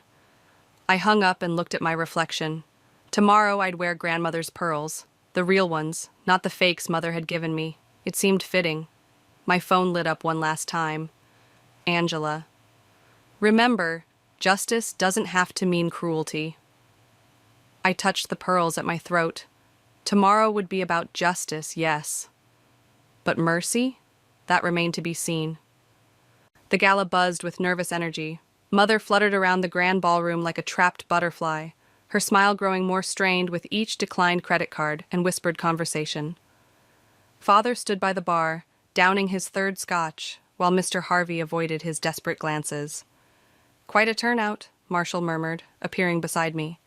The board members are in position. I nodded, watching Charlie work the room in her black dress.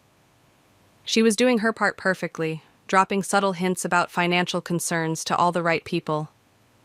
Your mother's looking for you, he added. She's figured out something's happening tonight. Let her look.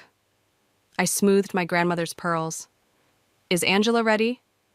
In the lobby. She'll enter when you give the signal. Mother spotted me then, cutting through the crowd like a shark.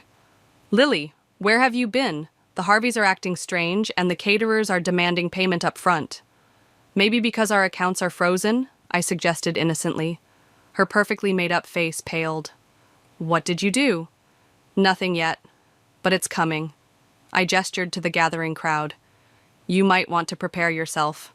You ungrateful little... She grabbed my arm, but I pulled away. Don't make a scene, Mother. You've got enough problems tonight. Philip Harvey approached, his usual arrogance replaced by barely concealed panic. Mrs. Mack, we need to discuss the investment situation immediately. Not now, Philip, she hissed. Yes, now, his voice cracked. The SEC is asking questions about all of us. I left them arguing and found Charlie by the champagne table. How's it going? Mrs. Peterson from the board nearly fainted when I mentioned the audit. Charlie sipped her drink. Dad's lawyer just arrived. He looks terrified. Good. I checked my phone. A message from Mr. Howard. Press is outside. Ready when you are. Mother clinked her glass for attention, her voice artificially bright. Welcome, everyone. The Mack Family Foundation is so proud. Actually, I cut in, stepping onto the small stage. I think it's time for a different speech. The room fell silent. Father started forward, but Marshall blocked his path. For years, I continued, this foundation has represented wealth, privilege, and charitable giving, but it was built on lies. I nodded to Marshall, who began distributing folders to the board members. What you're receiving are copies of bank statements, forged documents, and proof of systematic fraud orchestrated by my parents. Gasps rippled through the crowd. Mother lunged for the stage, but Charlie caught her arm. "Let her speak," Charlie said firmly. "They stole my inheritance," I announced. "They stole from the company, and they stole from someone else, someone they told everyone was dead." The ballroom doors opened. Angela walked in, head high. "Oh my God," someone whispered. "That's Angela." Mother's face went from white to gray. Father dropped his scotch glass. "Hello, Malia," Angela said clearly. "It's been a while." The room erupted in chaos. Board members flipped through documents, whispering furiously. The Harveys tried to slip out, but security blocked the exits. "This is ridiculous," Mother shouted. "She's mentally unstable." "No, Malia," Mr. Howard stepped forward. "The SEC has confirmed every document. Your fraud is exposed." "Brian?" Mother turned to Father. "Do something." But Father just stood there, shoulders slumped. "It's over, Malia." "The police are outside," I announced, along with reporters. "The board has already voted to freeze all foundation assets pending investigation." Philip Harvey suddenly bolted for a side door. 2 security guards caught him as he ran. "The Harveys' involvement has also been documented," Marshall added. "No one's escaping this."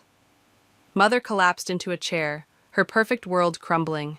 Charlie walked to the stage and stood beside me. "We trusted you," Charlie said to our parents. "You betrayed everyone in this room." The next hour was a blur of police statements, reporter questions, and shocked conversations. I watched as Mother and Father were escorted out, as board members huddled with lawyers, as years of lies unraveled in a single evening. Angela found me on the balcony afterward. "You did well." "Did I?" I looked at the chaos below. "It doesn't feel like a victory." "It's justice," she said softly. "Sometimes that hurts more than revenge." My phone buzzed, a text from Father. "I'm sorry for everything." Charlie joined us, her makeup smeared from crying. "The police want more statements tomorrow, and the press won't leave." "Let them stay," I said. "No more hiding the truth." We stood together, 3 women bound by more than blood, watching as the foundation's sign was taken down from the building's facade. "What happens now?" Charlie asked. "Now," Angela smiled, "we rebuild. The right way." I touched my grandmother's pearls one last time before unclasping them. The weight lifted from my neck, but a different weight settled in my chest. This was just the beginning. "Come on," I said to them both. "We have work to do." Behind us, the ballroom lights dimmed on empty champagne glasses and scattered documents. The remains of a dynasty built on lies, finally exposed to the truth. The morning after the gala, I found Father sitting alone in our kitchen, staring at a cup of cold coffee. He looked smaller somehow, his designer suit replaced by an old sweater. "The police took your mother to the station an hour ago," he said without looking up. "She's being charged with fraud." "And you?" "My lawyer negotiated a deal. I'm cooperating fully." He finally met my eyes. "I deserve whatever's coming." I poured myself coffee, the familiar routine feeling strange in our changed world. "Why did you do it? Was money really worth destroying everyone?" "It started small," he sighed. "A little creative accounting here, a shifted investment there. Your mother, she always wanted more, and I was too weak to stop her." The doorbell rang. Marshall entered with a stack of papers, nodding to us both. "The press is camped outside. We should discuss damage control." "I'll get Charlie," I said, but Father's voice stopped me. "Wait, there's something you need to see first." He led us to his study, unlocking a hidden safe behind a painting. Inside was a worn leather journal. "Your grandmother's," he explained. "She knew what we were doing. She tried to stop us, to protect you girls." His hands shook. "The night she died, she made me promise to give this to you when the truth came out." I took the journal, its pages filled with grandmother's elegant handwriting. Dates, transactions, warnings. She'd documented everything. "She died thinking I'd keep my promise," Father whispered. "Instead, I helped your mother hide it all." Marshall cleared his throat. "The board's meeting today. They're voting to dissolve the foundation." "Good," I said. "Let it burn." My phone buzzed. "Angela." Turn on the news. The TV showed Mother being led into court, her designer outfit replaced by something plain and dark. Reporters swarmed the steps, shouting questions. The SEC is investigating the Harveys, too, Marshall added. Philip's father had a heart attack this morning. Something twisted in my stomach. This was what I wanted, wasn't it? Justice? Charlie appeared, her face drawn. Mom's asking to see us. No, I said immediately. Lily, Father touched my arm. You won something bigger than revenge. Maybe now it's time for what? Forgiveness? I pulled away. She stole our future, destroyed Angela's life, betrayed grandmother. And she'll pay for that, Marshall interrupted. But your father's right. Don't let this consume you like it consumed her. The doorbell rang again. This time it was Mr. Howard, looking grave. The media's requesting interviews, and the university board wants to speak with you. About what? Your scholarship. Given the publicity, they're concerned about association. They can't take that from me, I snapped. I earned it. We'll fight it, he assured me. But you need to decide what kind of story you want to tell. Revenge doesn't look good on college applications. I sank into Father's chair, suddenly exhausted. The journal lay heavy in my lap. There's something else, Father said quietly. Your mother. She's not well. The doctors at the holding facility. Don't, I warned. She had a breakdown, Lily. She's asking for help. Charlie sat beside me. I'm going to see her. Come with me. Why should I? Because we're better than them, she said simply. Isn't that the point?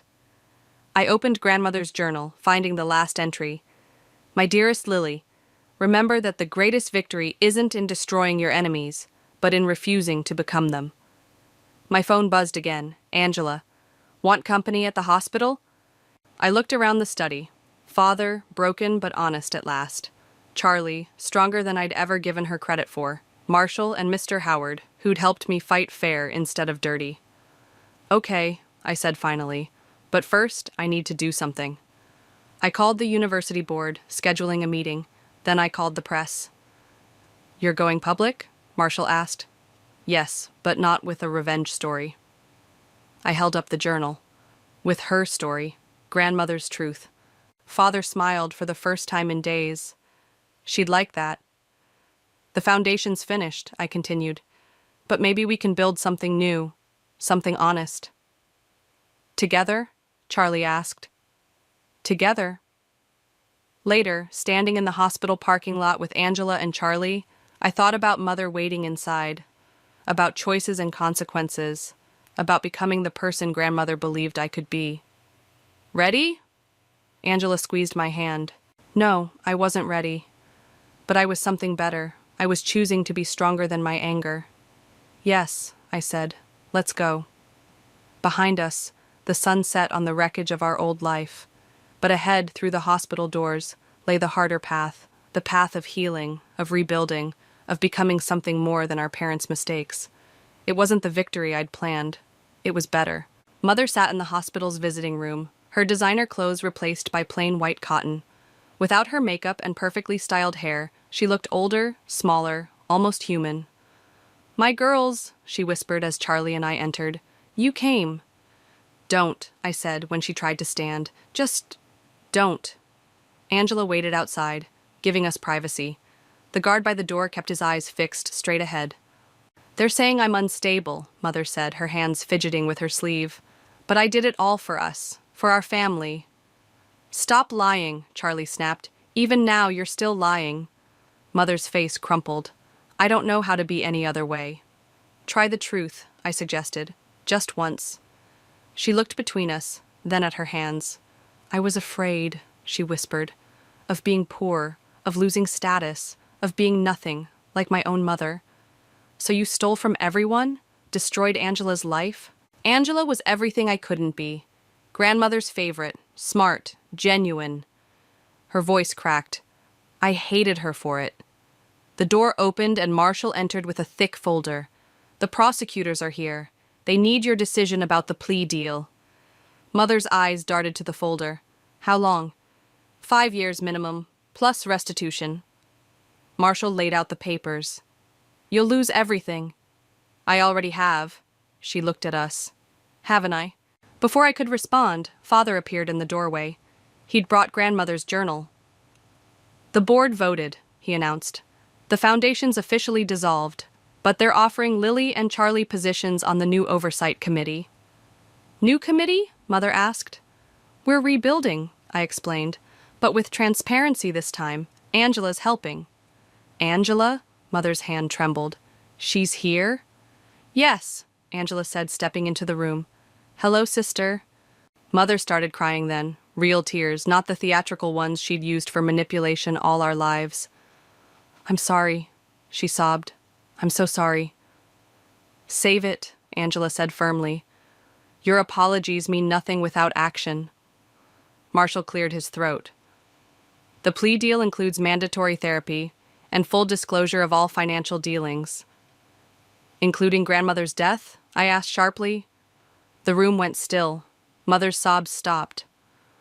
What about her death? Charlie asked. Father opened the journal. She knew, didn't she? He asked Mother. About the embezzlement. She was going to expose everything. She had a heart attack, Mother whispered. After you threatened her, I said, pulling out a letter from my bag. I found this in the safety deposit box, her last written words, saying she was afraid of you. Mother closed her eyes. I never touched her. But you caused it, Angela said. The stress, the fear, the betrayal. Add it to the plea deal, I told Marshall. Full confession about everything, or we go to trial. You'd do that? Mother asked. Send me to prison for longer?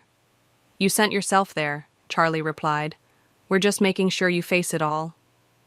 Father stepped forward with a pen. Sign it, Malia. Give them this at least. Mother's hand shook as she took the pen. Will you visit me? That depends, I said, on whether you actually change. She signed the papers. Marshall gathered them quickly, nodding to the prosecutors waiting outside. The press conference is in an hour, he reminded me. Are you ready? I touched grandmother's pearls, which I'd put on for strength. Yes. What will you tell them? Mother asked. The truth, all of it. How you stole from your family, betrayed your sister, drove your mother to her death. How greed destroyed everything. And then? And then we rebuild, without you. The guard stepped forward, indicating time was up. Mother stood, suddenly looking desperate. I do love you, she said. Both of you, in my way. Your way wasn't love, Charlie replied. It was possession. We left her there, crying in her white cotton clothes. Outside, Angela hugged us both. You did well, she said. Your grandmother would be proud. Father joined us, looking tired but relieved. The prosecutors say it's a solid deal. She'll serve her time. And you? I asked. Community service, financial penalties, I'll lose my license. He shrugged. It's fair. My phone buzzed. Mr. Howard. Press is gathering. Time to tell your story. We walked together toward the hospital exit, past the reporters already assembling. Through the window, I caught one last glimpse of Mother being led away by guards. Ready? Angela asked, straightening my collar. I thought about grandmother's words in her journal. The truth isn't always pretty, but it's always powerful. Yes, I said. I'm ready to tell the truth. Behind us, Mother disappeared into the hospital's depths. Ahead, cameras flashed and reporters called my name. But for the first time since this all began, I felt light, free. The truth was waiting, and so was our future. The morning sun streamed through grandmother's study window as I cleared the last of the boxes.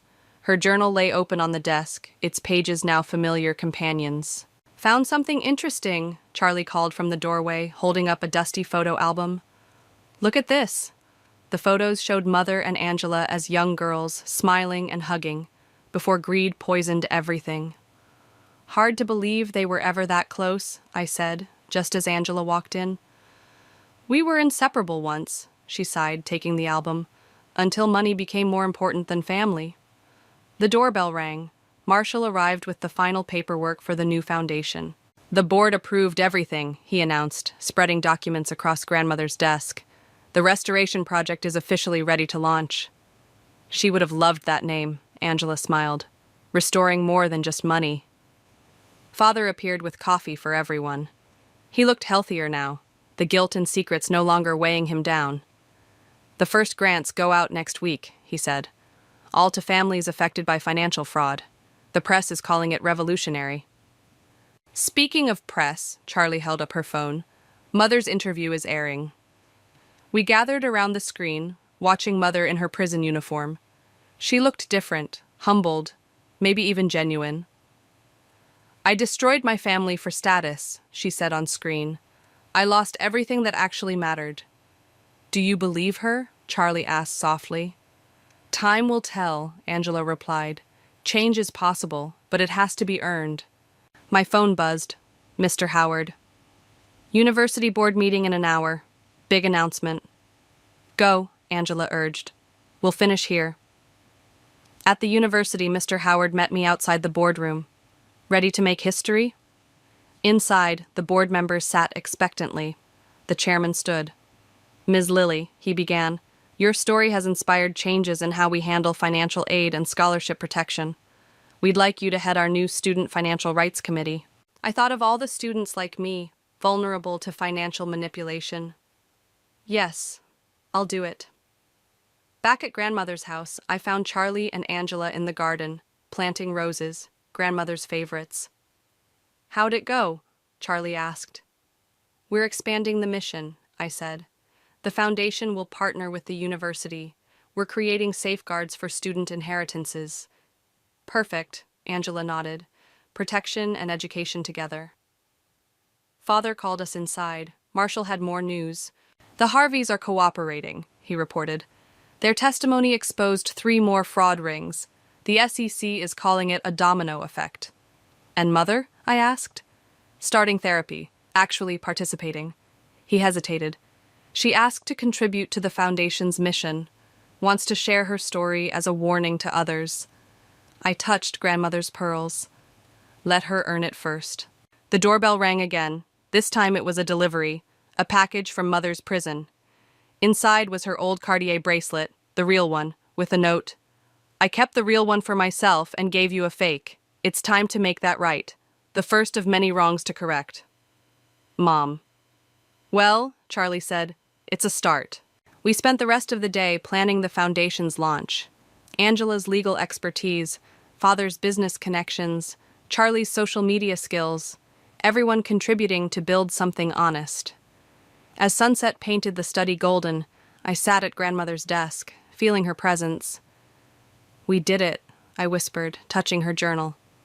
We restored what matters. Not just restored, Angela said, overhearing. We built something stronger. My phone lit up with a message from the prison chaplain. Your mother attended her first reconciliation meeting. She talked about you, about pride and regret, about hope. Hope. Not revenge, not victory, but hope. For change, for healing, for second chances earned through hard work and truth. The roses are blooming, Charlie called from the garden. Come see. We gathered outside, watching the sunset paint grandmother's roses gold. The thorns were still there, but so was the beauty, like our family, scarred but healing, complicated but real. To grandmother, Angela raised her coffee cup. Who taught us that the greatest inheritance isn't money? To truth, Father added. To restoration, Charlie smiled. I looked at my family, broken, rebuilt, stronger. At the house where secrets once festered, now filled with light and honesty. At grandmother's roses, thorny but blooming. To real love, I said, the kind that's earned, not bought.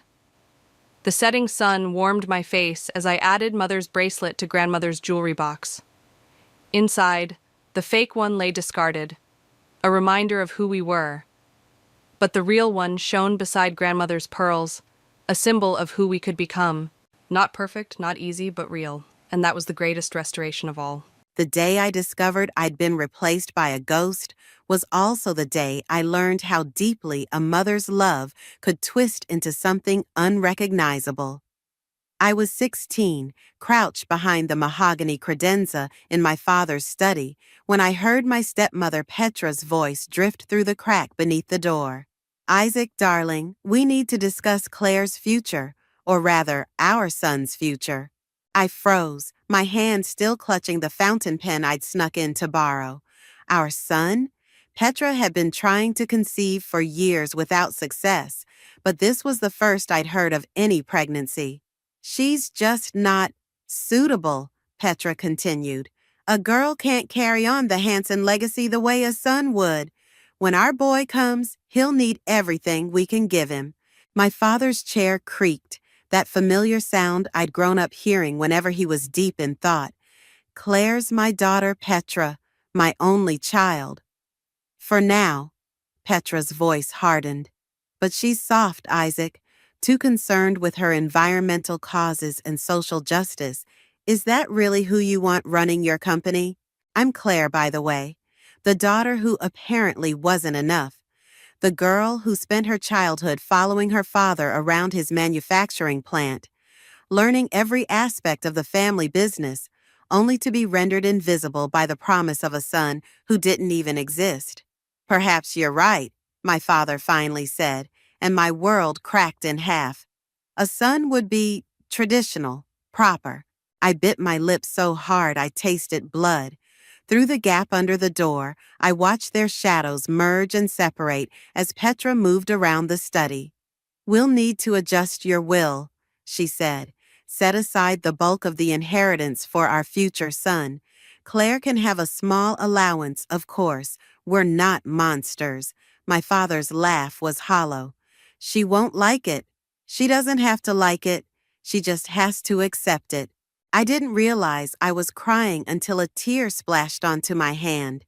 The fountain pen I'd been clutching left ink stains on my fingers. The same fingers that used to hold my father's hand during our weekend walks, back when I was his whole world. That evening at dinner, I watched them both with new eyes. Petra wore her usual perfect smile, asking about my day with practiced maternal concern. My father avoided my gaze, suddenly fascinated by his roast beef. "I'm thinking of applying to law school," I announced, breaking their carefully orchestrated small talk. "Environmental law, specifically." Petra's fork clattered against her plate. "Oh, sweetie, wouldn't business school be more appropriate? Your father's company will go to my brother, won't it?" I met my father's eyes directly. "The son you're planning to have?" The color drained from both their faces. My father recovered first, straightening his spine like he did before every board meeting. "You were eavesdropping. And you were plotting to disinherit me for a child who doesn't exist." My voice didn't shake. "I wouldn't give them that satisfaction." "Claire," Petra reached across the table, her perfectly manicured nails gleaming under the chandelier light. "You don't understand. A family legacy." "Stop." I pushed back from the table, the legs of my chair scraping against hardwood. "Just stop pretending you care about me. I heard everything." My father finally found his voice. "Sit down, Claire. We can discuss this rationally." "Rationally?" I laughed, and it sounded foreign to my own ears. "There's nothing rational about choosing a fictional son over your real daughter." I walked out of that dining room with my head high, ignoring their calls to come back. In my bedroom, I pulled out the college acceptance letters I'd been hiding. Yale, Stanford, Columbia, all offering scholarships. I'd applied in secret, knowing this day would come, though I hadn't expected it to hurt quite so much. That night, as I packed my bags, I heard them arguing in their bedroom. Petra's voice rose above my father's attempts to shush her. "She's ungrateful, after everything we've done."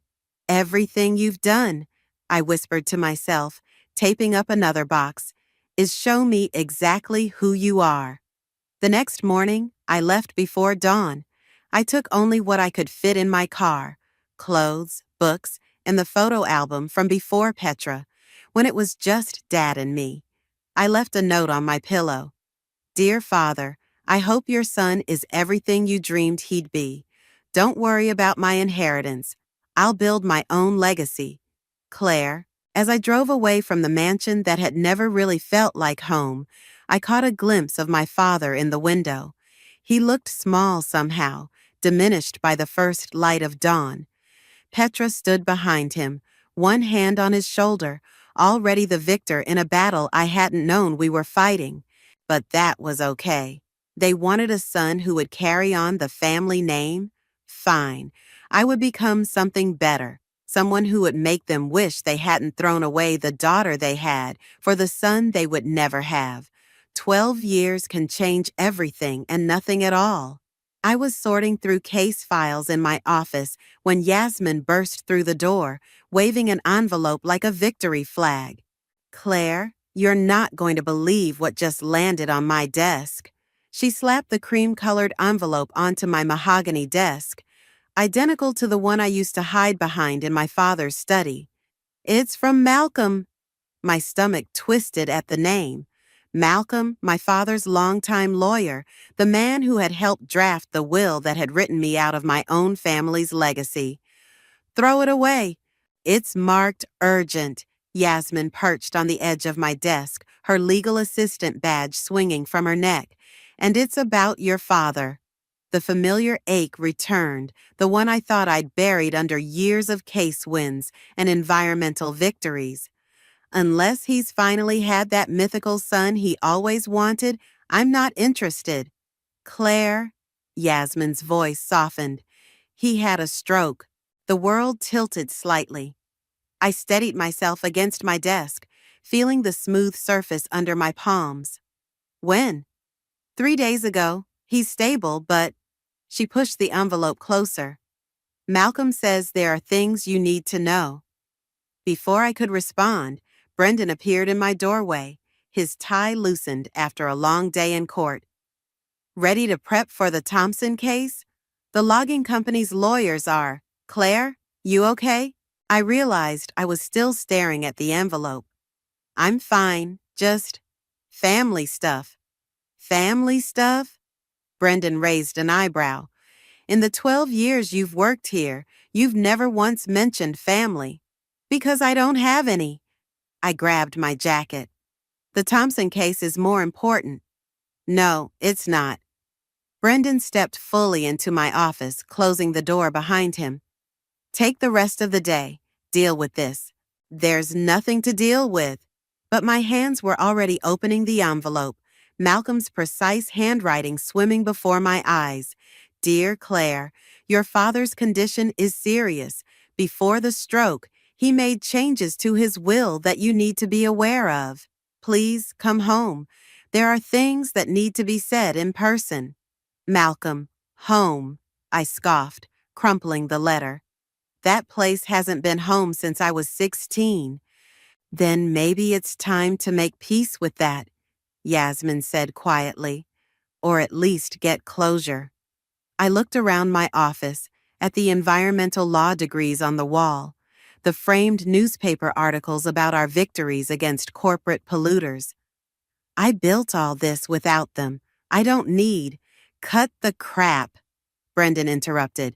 You've spent 12 years fighting for other people's justice. Maybe it's time to fight for your own. My phone buzzed. A text from Petra, first contact in over a decade. Your father is asking for you. Don't make him beg. Manipulative as ever, I muttered, but my resolve was cracking. Take my car, Yasmin offered, dangling her keys. It's better for long drives than your eco-friendly hybrid. I haven't said I'm going. You don't have to, she smiled. Your face did. 2 hours later, I was on the highway, watching familiar landmarks scroll past. The old manufacturing plant where I used to spend summers with Dad. The park where he taught me to ride a bike. The coffee shop where I'd worked my first job, determined to prove I could make it on my own. My phone rang through the car speakers. Claire speaking. It's Malcolm. Are you coming? Why the sudden urgency after 12 years of radio silence? There was a pause. Things change, Claire. People change. Your father, he's not the same man who let you walk away. He didn't let me walk away, I corrected, gripping the steering wheel tighter. He pushed me out for a son who never existed. And now he's asking for you, just you. Doesn't that tell you something? I clicked off the call, not ready for the hope those words triggered. The last time I'd hoped, I'd ended up hiding behind furniture, learning I wasn't enough for my own father. The mansion appeared around the next bend, exactly as I remembered it. Petra's precious rose gardens still lined the driveway, though they looked wilder now, less controlled, like something fighting to break free from its prescribed boundaries. As I parked, the front door opened. Petra stood there, her perfect posture unchanged, though her hair had gone gray at the temples. "Claire, you came." "Not for you." She flinched but held her ground. "He's in his study, the same one where I learned the truth."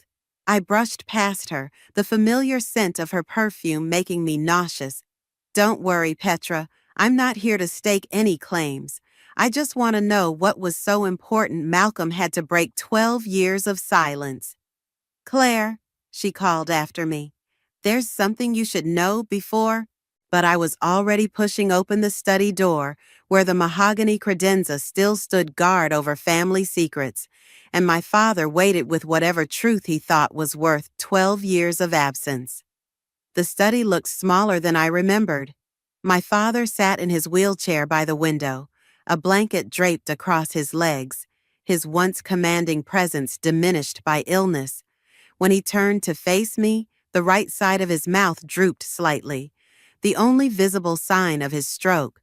"Claire," he said, his voice raspy but clear, "you look successful."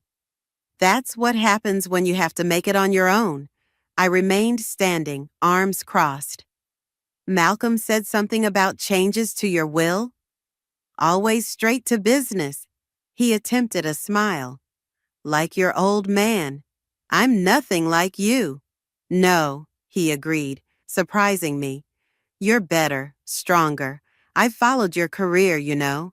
Every case, every victory." I hadn't expected that. "You've been keeping tabs on me? The brilliant environmental lawyer taking down corporate giants?" He gestured to a stack of newspapers on his desk. "You've made quite a name for yourself." "That's not why I'm here." "No." He wheeled himself closer. "You're here because I finally realized what a fool I've been." "Petra, don't." I held up a hand. "I don't want to hear about Petra or your imaginary son or—" "There was never gonna be a son." His words stopped me cold. Petra couldn't have children. We knew that 3 months after we married. The room spun slightly. "What?" "It was her idea, the fictional son. She thought—" He coughed, and I instinctively stepped forward before catching myself. "She thought if I believed we'd have a son, I'd change the will, secure her future."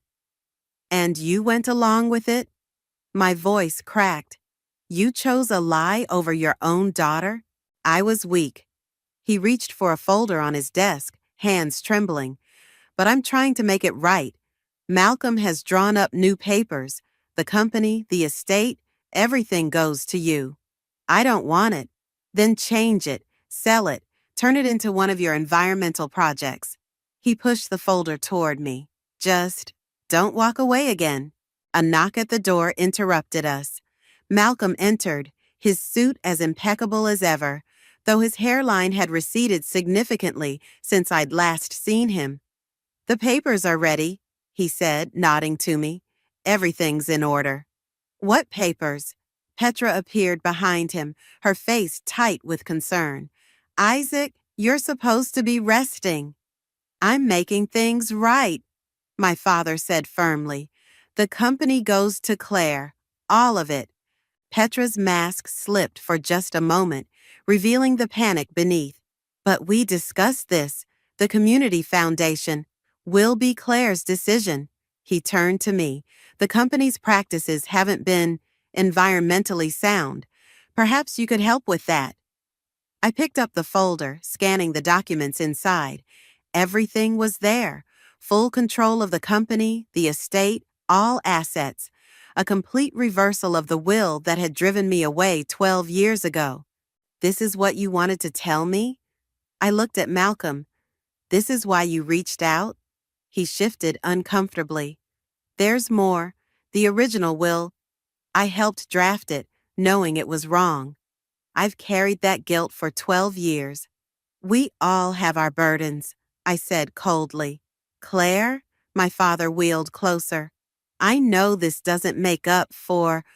Suddenly, he clutched his chest, his face contorting in pain. The folder fell from my hands as I rushed to his side. Dad! Petra was already calling for an ambulance. Malcolm helped me move him to the couch while we waited, his breathing labored but stable. The stress, Petra muttered. I told you this was too much at once. No, my father grabbed my hand. Had to make it right. The paramedics arrived quickly, efficiently transferring him onto a stretcher. As they wheeled him out, he kept his eyes on me. Stay, he whispered. Please.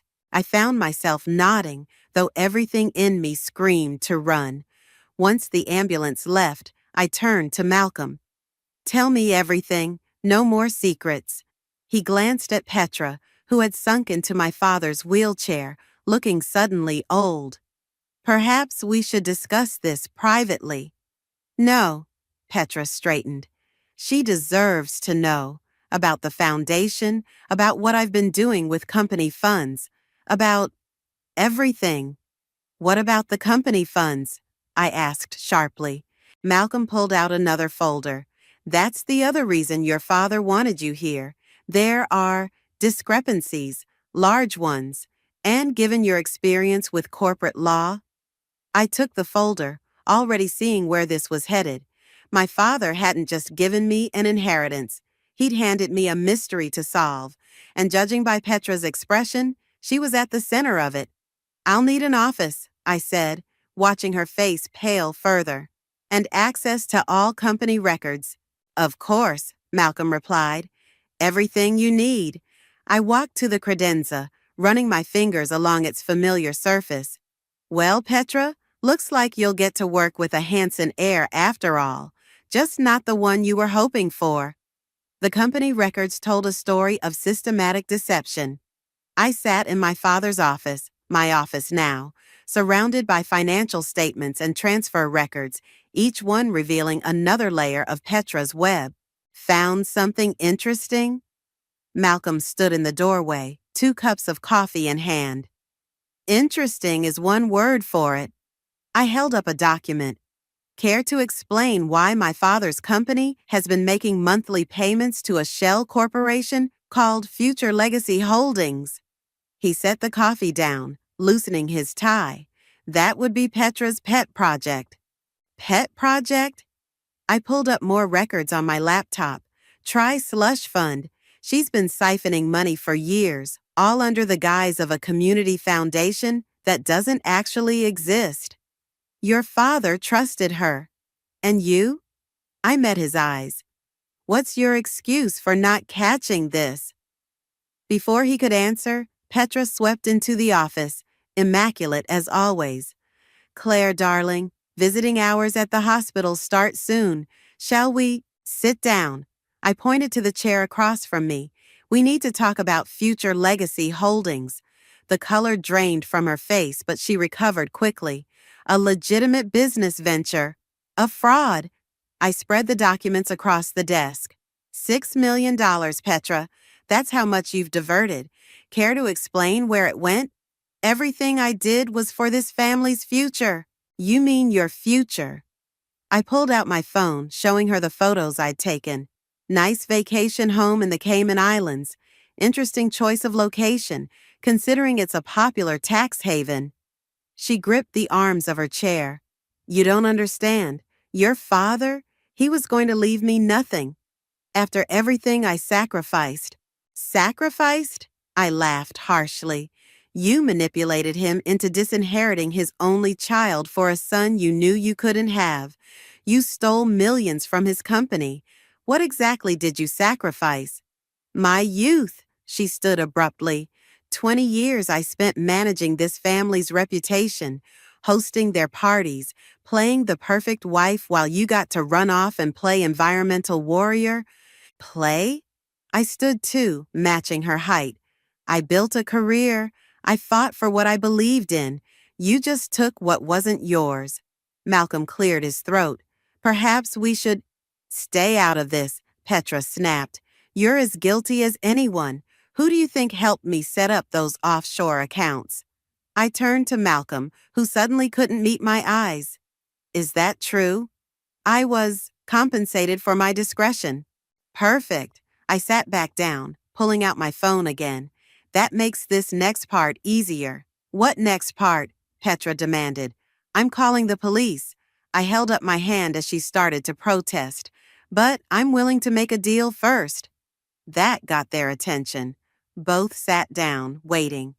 The Community Foundation, I said. Let's make it real. What? Petra blinked. $6 million, plus the estate itself.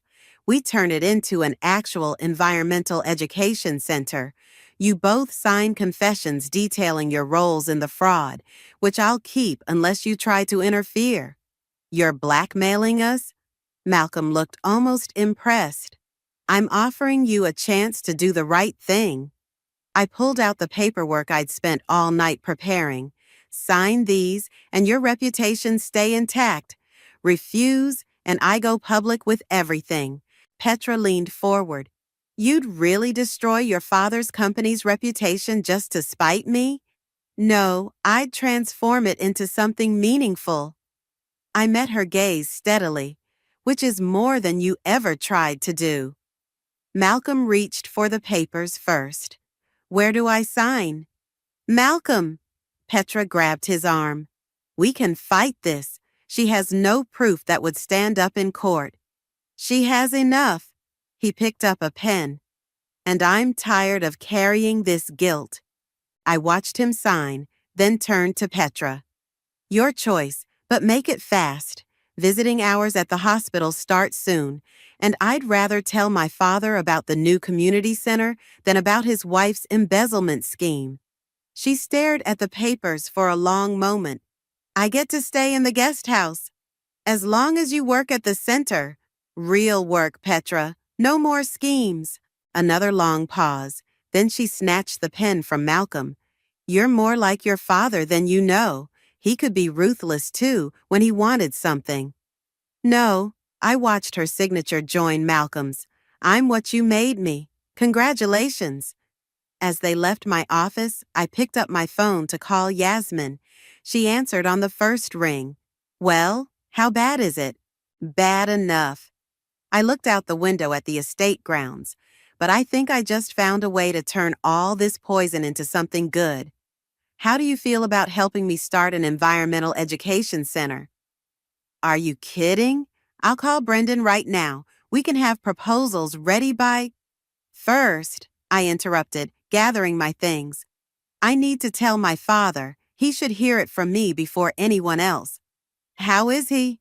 I paused at the door, looking back at the office where so much damage had been done.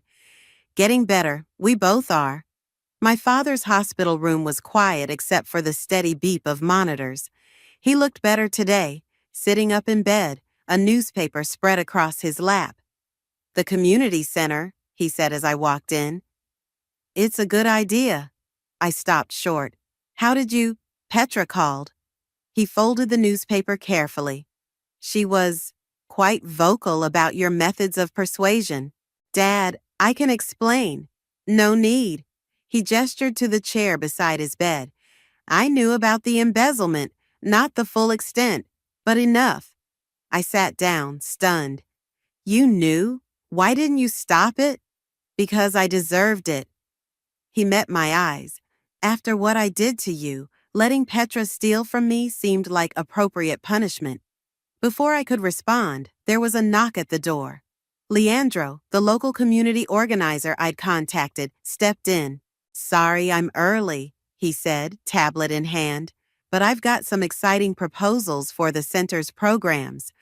Perfect timing. I waved him in. Dad, this is Leandro. He's helping design the educational initiatives. Leandro pulled up a chair, his enthusiasm infectious. Mr. Hanson, your estate's location is perfect. The wetlands at the back of the property alone could support multiple conservation programs. Wetlands? My father frowned. Petra always called that the waste area. Because she couldn't develop it, I explained. Environmental protection laws. Which is exactly why it's perfect for education, Leandro added. We can teach about ecosystem preservation, sustainable development. Another knock interrupted us. Brendan entered, followed by Yasmin. Sorry to crash the party, Brendan said, but we've got a situation. Yasmin held up her phone. Petra's called an emergency board meeting. She's trying to challenge the transfer of ownership. She can't, my father said sharply. I signed. She's claiming you weren't competent due to your stroke. Brendan pulled out some papers. We need to move fast. I stood up. When's the meeting? 2 hours. Yasmin checked her watch. Just enough time to prepare if we start now. Go, my father urged. Show them what you can do. Leandro gathered his things. I'll come too. The board should hear directly from community stakeholders. We rushed to the company headquarters, where Malcolm met us in the lobby. Petra's gathered quite a crowd, he warned. Board members, shareholders, even local press. Good, I straightened my jacket. More witnesses to her desperation. The boardroom was packed. Petra sat at the head of the table, playing her role of grieving wife perfectly. Claire, she said sweetly, we're just trying to protect your father's interests while he's unwell. By undermining his wishes? I took my place at the opposite end. Let's be clear about what's happening here. You're not protecting anyone but yourself. The board has concerns. She gestured to the serious faces around us. About your radical environmental agenda. My agenda? I opened my laptop, connecting it to the projector. Let's talk about agendas, specifically your offshore accounts. The room erupted in murmurs as I displayed the financial records. That's confidential information. Petra stood up. Actually, Brendan stepped forward. As acting CEO, Claire has every right to share evidence of financial misconduct with the board. And that's not all, Leandro added, pulling up his own presentation. We've calculated the potential positive economic impact of the community center on local property values and business growth. For the next hour, we laid out everything: Petra's fraud, the environmental center's benefits, the potential for positive press and community goodwill. With each point, I watched board members lean forward, their expressions shifting from skepticism to interest. The choice is simple, I concluded. Continue enabling fraud and environmental degradation, or be part of something transformative. This is ridiculous, Petra snapped. You're all falling for her act? She abandoned this company for 12 years. Because you drove her away, Malcolm spoke up, surprising everyone. And now she's back, offering us a chance at redemption. I, for one, am taking it. The board voted overwhelmingly in my favor. As people filed out, Petra remained seated, staring at her hands. You won, she said quietly. Happy now? This isn't about winning. I gathered my things. It's about fixing what's broken, including this family if you'll let me. She looked up, and for the first time, I saw real tears in her eyes. Why would you want to fix anything with me? Because holding on to hate is exhausting, I said, and I've got better things to do with my energy. Later, back in my father's hospital room, I told him everything. Petra will come around, he said confidently. She's always been a survivor. Maybe, I showed him Leandro's designs for the center. But for now, let's focus on building something new. He smiled, reaching for my hand. I'm proud of you, Claire. I should have said that years ago. Better late than never. I squeezed his hand. We've got time to make up for everything we missed. The first sign of trouble came 3 weeks into the community center's renovation. I arrived at the estate to find the construction crew standing idle, their equipment silent. What's going on? I asked the foreman. Anonymous tip to the building department, he said, handing me a stack of papers. Someone reported multiple code violations. We're shut down until inspection. I flipped through the documents, my jaw tightening. Let me guess. The tip came from a woman with perfect posture and expensive perfume? Can't say. He shrugged. But your stepmother was here yesterday taking pictures. I pulled out my phone to call Brendan, but Yasmin's number flashed on the screen first. Turn on the local news, she said without greeting. Now. I rushed to my office, flicking on the TV. There was Petra, perfectly composed in a press conference outside the company headquarters. As a longtime member of this community, she was saying, I cannot in good conscience allow this reckless development to proceed. The environmental center poses serious risks to local groundwater. She's lying. Leandro burst into my office, waving environmental impact reports. We've done all the proper surveys. The site is clean. Of course she's lying. I turned up the volume as Petra continued. Furthermore, I have evidence that Claire Hansen's takeover of the company was facilitated through coercion and threats. My phone buzzed again, Malcolm this time. Don't respond publicly, he warned. She's trying to provoke you into making a mistake. Too late, I grabbed my keys. I'm going down there. Claire, wait! But I was already moving, anger propelling me forward. At the headquarters, reporters swarmed around Petra, who looked almost gleeful at the chaos she'd created. Claire, she called out as I approached. How nice of you to join us. Care to comment on the environmental violations? Actually, yes. I stepped up to the microphones. I'd love to discuss environmental violations, specifically the ones your administration covered up for the past decade. Her smile faltered slightly. I don't know what you're... The toxic waste dumping behind the manufacturing plant? I pulled out my phone, displaying photos. The falsified emissions reports? Should we talk about those? The reporters turned their cameras toward the images, questions flying. That's all ancient history. Petra tried to wave it off. The soil samples I took last week say different. I nodded to Leandro, who started distributing reports to the press. But you knew that, didn't you? That's why you're so desperate to stop the community center. An environmental education facility would mean regular testing of the entire property. You're trying to destroy your father's legacy, she snapped. No, I'm trying to save it, and you're trying to hide evidence of criminal negligence. Suddenly, Malcolm appeared at my side. The police are here, he muttered, with warrants. Sure enough, police cars pulled up to the building. Petra's face went ash white. You didn't, she whispered. I didn't have to, I replied. Turns out your friend in the building department has a conscience. He took those soil samples to the EPA. As the officers approached, Petra grabbed my arm. Wait, we can make a deal. Like the deal you made with my father, manipulating him when he was vulnerable? You don't understand. Her voice cracked. I needed security. If something happened to him, then you should have built something real. I pulled away. Instead of stealing and lying, the police led her away, reporters capturing every moment. Malcolm touched my shoulder. There's something else you should know, he said quietly. She tried to alter your father's medical records, make it look like he wasn't competent when he signed the company over. My blood ran cold. When? Yesterday. But the head nurse caught it. She's the one who called the EPA. I watched Petra being placed in a police car, her perfect facade finally crumbling. Part of me felt hollow, not victorious, just tired. What happens now? Leandro asked, joining us. Now?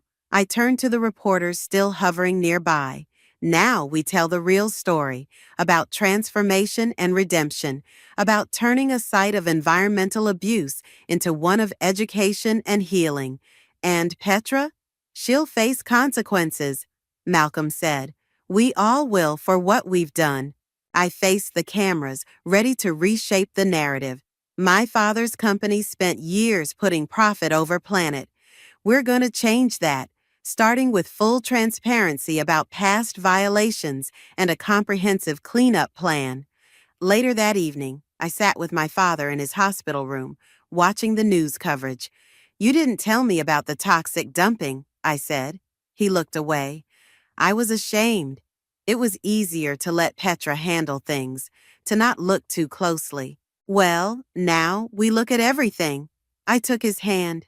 Together. Together, he agreed, then smiled slightly. You know, for someone who claims not to be like me, you certainly know how to take control of a situation. Maybe, I squeezed his hand, but I'm using that power to build something better. That's the difference. Outside his window, the sun set over the estate grounds, where tomorrow, despite Petra's schemes, work would begin again on transforming poison into possibility. The courthouse buzzed with tension as Petra's trial began. I sat in the front row, watching her enter in handcuffs, her designer outfit replaced by something far more modest. My father sat beside me in his wheelchair, finally strong enough to attend. The state calls Claire Hansen to the stand. I walked to the witness box, feeling Petra's eyes follow me. Her lawyer, a sharp-faced woman named Rita, approached. Ms. Hansen, isn't it true that you abandoned your family's company for 12 years? Objection. Relevance? Our prosecutor stood. Goes to motive, Your Honor, Rita replied. The witness's grudge against my client. I'll allow it. The judge nodded. Answer the question. I left, I said clearly, because I discovered my stepmother and father had conspired to disinherit me in favor of a fictional son. Murmurs rippled through the courtroom. Rita pressed on. And when you returned, you immediately began looking for ways to discredit Mrs. Hansen? No, I began looking into company records because my father asked me to. That's when I discovered the environmental violations and financial fraud. Convenient timing. The truth usually is. I met Petra's gaze, just like it was convenient that the building inspector found those soil samples right when you were trying to stop the community center. Rita paused. Are you suggesting my client orchestrated her own downfall? I'm stating that karma has perfect timing. The questioning continued for hours. They brought up my environmental activism, suggesting I had a vendetta against industrial companies. They questioned my motives, my character, even my relationship with my father. Then Malcolm took the stand. Mr. Williams, the prosecutor began, please tell us about Future Legacy Holdings. Malcolm glanced at Petra before speaking. It was a shell corporation created to hide diverted company funds. I helped set it up under Mrs. Hansen's direction. And the environmental violations? She ordered the falsification of reports to avoid cleanup costs. Said it would, he swallowed hard, would hurt the company's value for her future son. Petra stood up suddenly. He's lying. Isaac, tell them he's lying. Order! The judge banged his gavel. Mrs. Hansen, sit down or you'll be removed. The evidence mounted. Doctored financial records, falsified environmental reports, attempted manipulation of medical records. With each revelation, Petra seemed to shrink in her chair. During a recess, Leandro rushed in with news from the estate. The cleanup crew found more drums of waste, he reported, hidden under the old storage facility. It's worse than we thought. How much worse? My father asked. $3 million to clean up, minimum. And that's just what we've found so far. I watched Petra being led back into the courtroom. Still think I'm destroying your legacy, Petra? Or were you handling that just fine on your own? The jury took only 2 hours to reach a verdict. Guilty on all counts: fraud, environmental violations, attempted medical record tampering. Before sentencing, the judge looked at Petra. "Would you like to make a statement?" She stood slowly, her perfect posture finally broken. "I never meant. I just wanted to belong, to secure my place. Isaac gave me everything, but it never felt real without a son." I finished for her. She turned to me, tears streaming down her face. "You were already grown. You didn't need a mother. I needed someone who would need me." "The defendant is sentenced to 5 years in federal prison," the judge declared, "plus restitution of all embezzled funds." As they led Petra away, my father gripped my hand. "I should have protected you from this, from her." "No," I helped him navigate his wheelchair through the crowd. "We should have faced it together, but we can do that now." Outside, reporters waited with cameras and questions. Brendan appeared, creating a path through them. "The Environmental Center's board meeting starts in an hour," he reminded me. "Ready to show them the new plans?" I looked at my father. "Want to help me present the cleanup strategy?" He smiled. "Wouldn't miss it." As we drove to the estate, passing the construction equipment already at work, my father spoke quietly. "You know, I kept waiting for the son Petra promised, thinking he would somehow fix everything, the company, the family, my mistakes. But you were there all along, doing exactly that." "Not fixing," I corrected, pulling up to the mansion that would soon become a beacon of environmental education. "Transforming. There's a difference." "There certainly is." He looked at the property with new eyes. "Speaking of transformation, what should we do with Petra's rose gardens?" I smiled, thinking of the perfectly manicured flowers she'd use to mark her territory. "I'm thinking a butterfly sanctuary, something beautiful and free." The board members were already gathering inside, ready to hear our vision for the future. But first, I had one more stop to make. I walked to the old credenza in my father's study, my study now, and ran my fingers along its surface one last time. "Ready?" my father called from the doorway. "Ready," I said, turning away from the past and towards something much brighter. "Let's build something real." The morning of the community center's opening, I found my father in Petra's old rose garden, now transformed into a vibrant butterfly sanctuary. Monarchs and swallowtails danced around him as he adjusted his tie. "Nervous?" I asked, helping him straighten his collar. "Proud," he corrected, "though I wish your mother could see this." A familiar ache, but softer now. She'd probably say we're both too stubborn for our own good. She'd be right. He gestured to the gathering crowd. Quite a turnout. Families streamed through the gates, children running ahead to explore the new exhibits. Leandro directed visitors toward the wetlands observation deck, while Yasmin handed out program guides. "Mrs. Rodriguez's entire 4th grade class is here," Brendan reported, joining us. "They're excited about the interactive pollution display." "Speaking of pollution," I nodded toward a group of suited executives touring the grounds. "Look who showed up. Competing manufacturers." My father recognized them, probably worried we'll expose their violations next. "They should be worried." I checked my watch. "Ready for your speech?" He wheeled himself toward the podium we'd set up near the butterfly sanctuary. The symbolism wasn't lost on anyone, new life emerging from what Petra had tried to control. "Before we start," he said as I helped adjust the microphone, "there's something you should see." He handed me an envelope. Inside was a letter from Petra, postmarked from prison. "Dear Claire, the butterfly sanctuary was a clever choice. I spent years forcing those roses to grow exactly as I wanted, just like I tried to force your father to be who I needed him to be. But you've shown me that real beauty comes from letting things transform naturally. I don't expect forgiveness. I don't even know if I deserve it. but I want you to know that watching you turn all my poison into something meaningful has taught me more than punishment ever could. Take care of him. And the butterflies. Petra. When did this arrive? I asked, folding the letter carefully. Yesterday. He smiled slightly. Karma really does have perfect timing. The ceremony began with Leandro introducing the center's educational programs. Malcolm, now working pro bono for environmental causes, outlined our corporate responsibility initiatives. Each speaker emphasized transformation of the land, the company, ourselves. Finally, it was my father's turn. 12 years ago, he began, I made a terrible mistake.